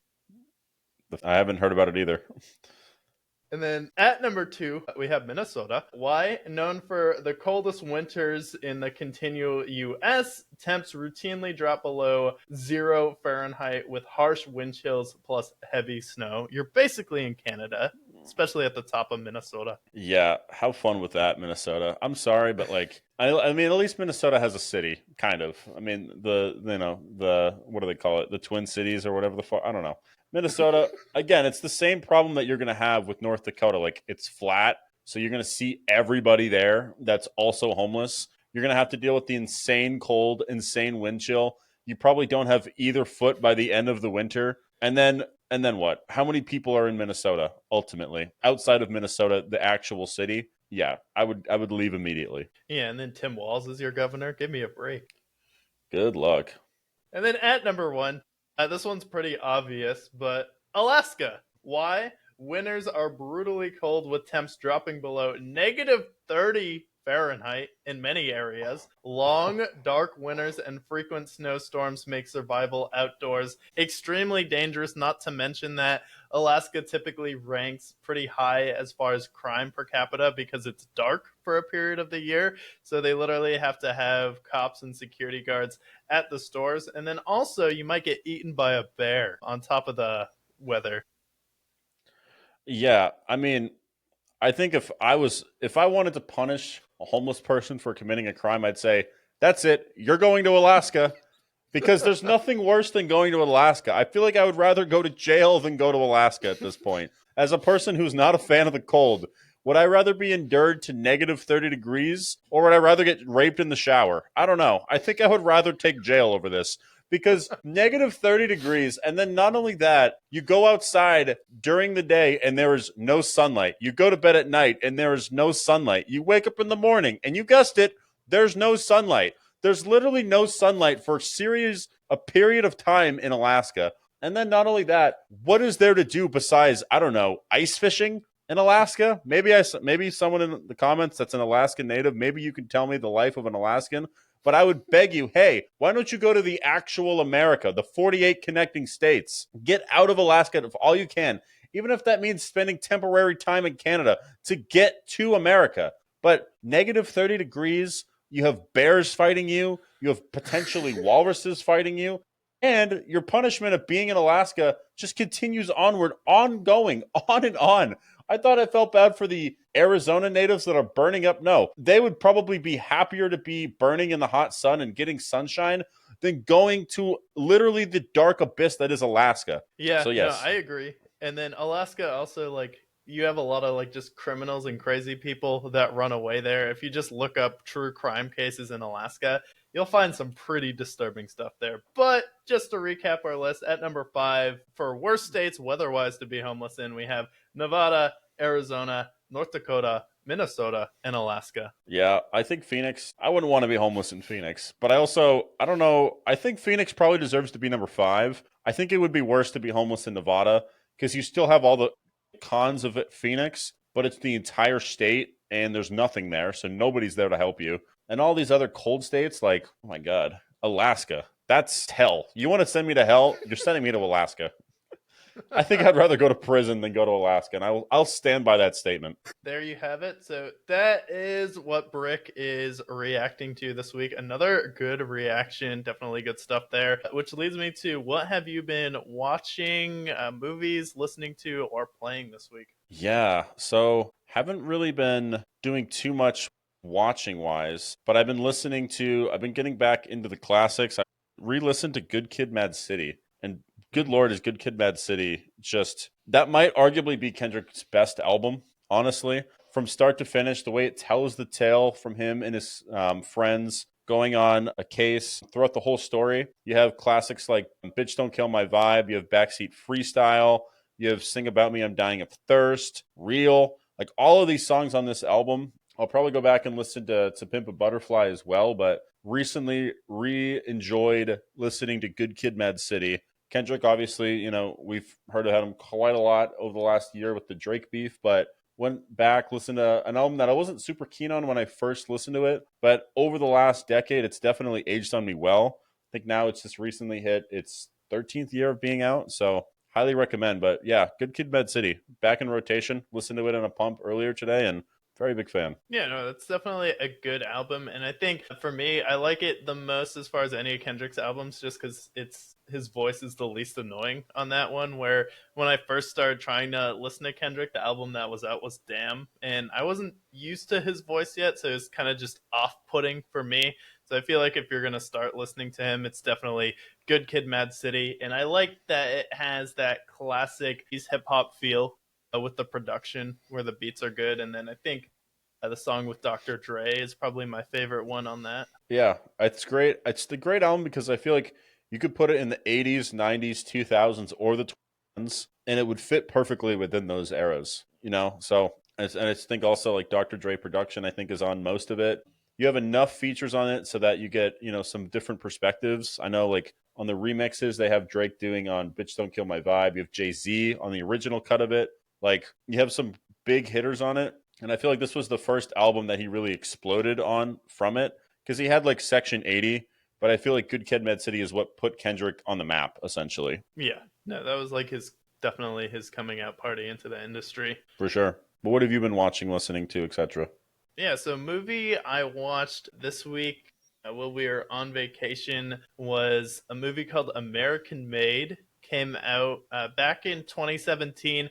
Kind of slipped under the radar for a lot of people, but this is a Tom Cruise movie and it has that Steven Scorsese feel. I believe it's directed by Doug Liman, the guy who did Edge of Tomorrow. And with this movie, Tom Cruise is playing Barry Seal, who was essentially a pilot who is smuggling cigars here and there for some extra cash. And then the CIA, well, we're fighting the war in South America. And then overall, it just kind of gives you that Wolf of Wall Street feel. Where he's narrating the movie kind of after the fact and it happens, and it's based off a true story. So if you're like into that time period with Ronald Reagan during the Cold War when we were doing a lot of things in South America and the CIA was selling crack in the hood to fund our wars there. Definitely pretty relevant, especially you have someone like Tucker Carlson who went to Nicaragua to basically campaign with the freedom fighters there. So you can see like some of the media figures today who are involved in some of those situations, and it kind of gives you some context for what those people were supporting and what was going on then, especially with what the CIA was doing, kind of just grabbing random pirates, we're selling crack in the hood, then also arming people in South America and then getting involved with the cartel. It's just overall, it's just a really fun movie, and I feel like not a lot of people have heard of it, but I could see it getting a cult following eventually. Yeah, I feel like not a lot of people have talked about it. I think when I saw you last week, you mentioned it to me, but that was my first sighting of it. It's interesting that it's based on a real story, and I see that it's been like heavily praised, but I feel like this is definitely a Tom Cruise movie that kind of slips under the radar, even though I feel like the director is fairly known and it has a decent cast overall. It didn't do super crazy at the box office, and I feel like this is a movie that can easily be kind of slipped through very easily because I'd never heard of it prior to you mentioning it. Yeah, and was the director Doug Liman? Did I get Yeah, that it was right? Doug Liman, yeah. Yeah, but it's one of those movies like if you like Wolf of Wall Street, you like that kind of Martin Scorsese style. Like for me, this is one of Tom Cruise's just best acting roles where it takes you back to something like Jerry Maguire, where he's not really just playing Tom Cruise in this movie. He's actually his accent, he's kind of slipping in and out of a Cajun accent because he's supposed to be from Louisiana, but overall it's entertaining front to back. So if you haven't seen American Made, definitely check that out. Yeah, definitely check it out. And then if you haven't listened to Kendrick's album either, make sure to listen to Good Kid, Mad City. Let me put you on to a small artist if I can. Yeah, small artist. No one's heard of him. Yes, you've heard it here on the Brickyard. You have been recapped for week 2, previewed for week 3, best and worst of the Brickyard and of the NFL and what we've been watching. You've been spoiled this episode. But make sure to check us out next week as we go live every Tuesday at 9 p.m. So, message to leave us all. You already know. Stay brick. Stay brick.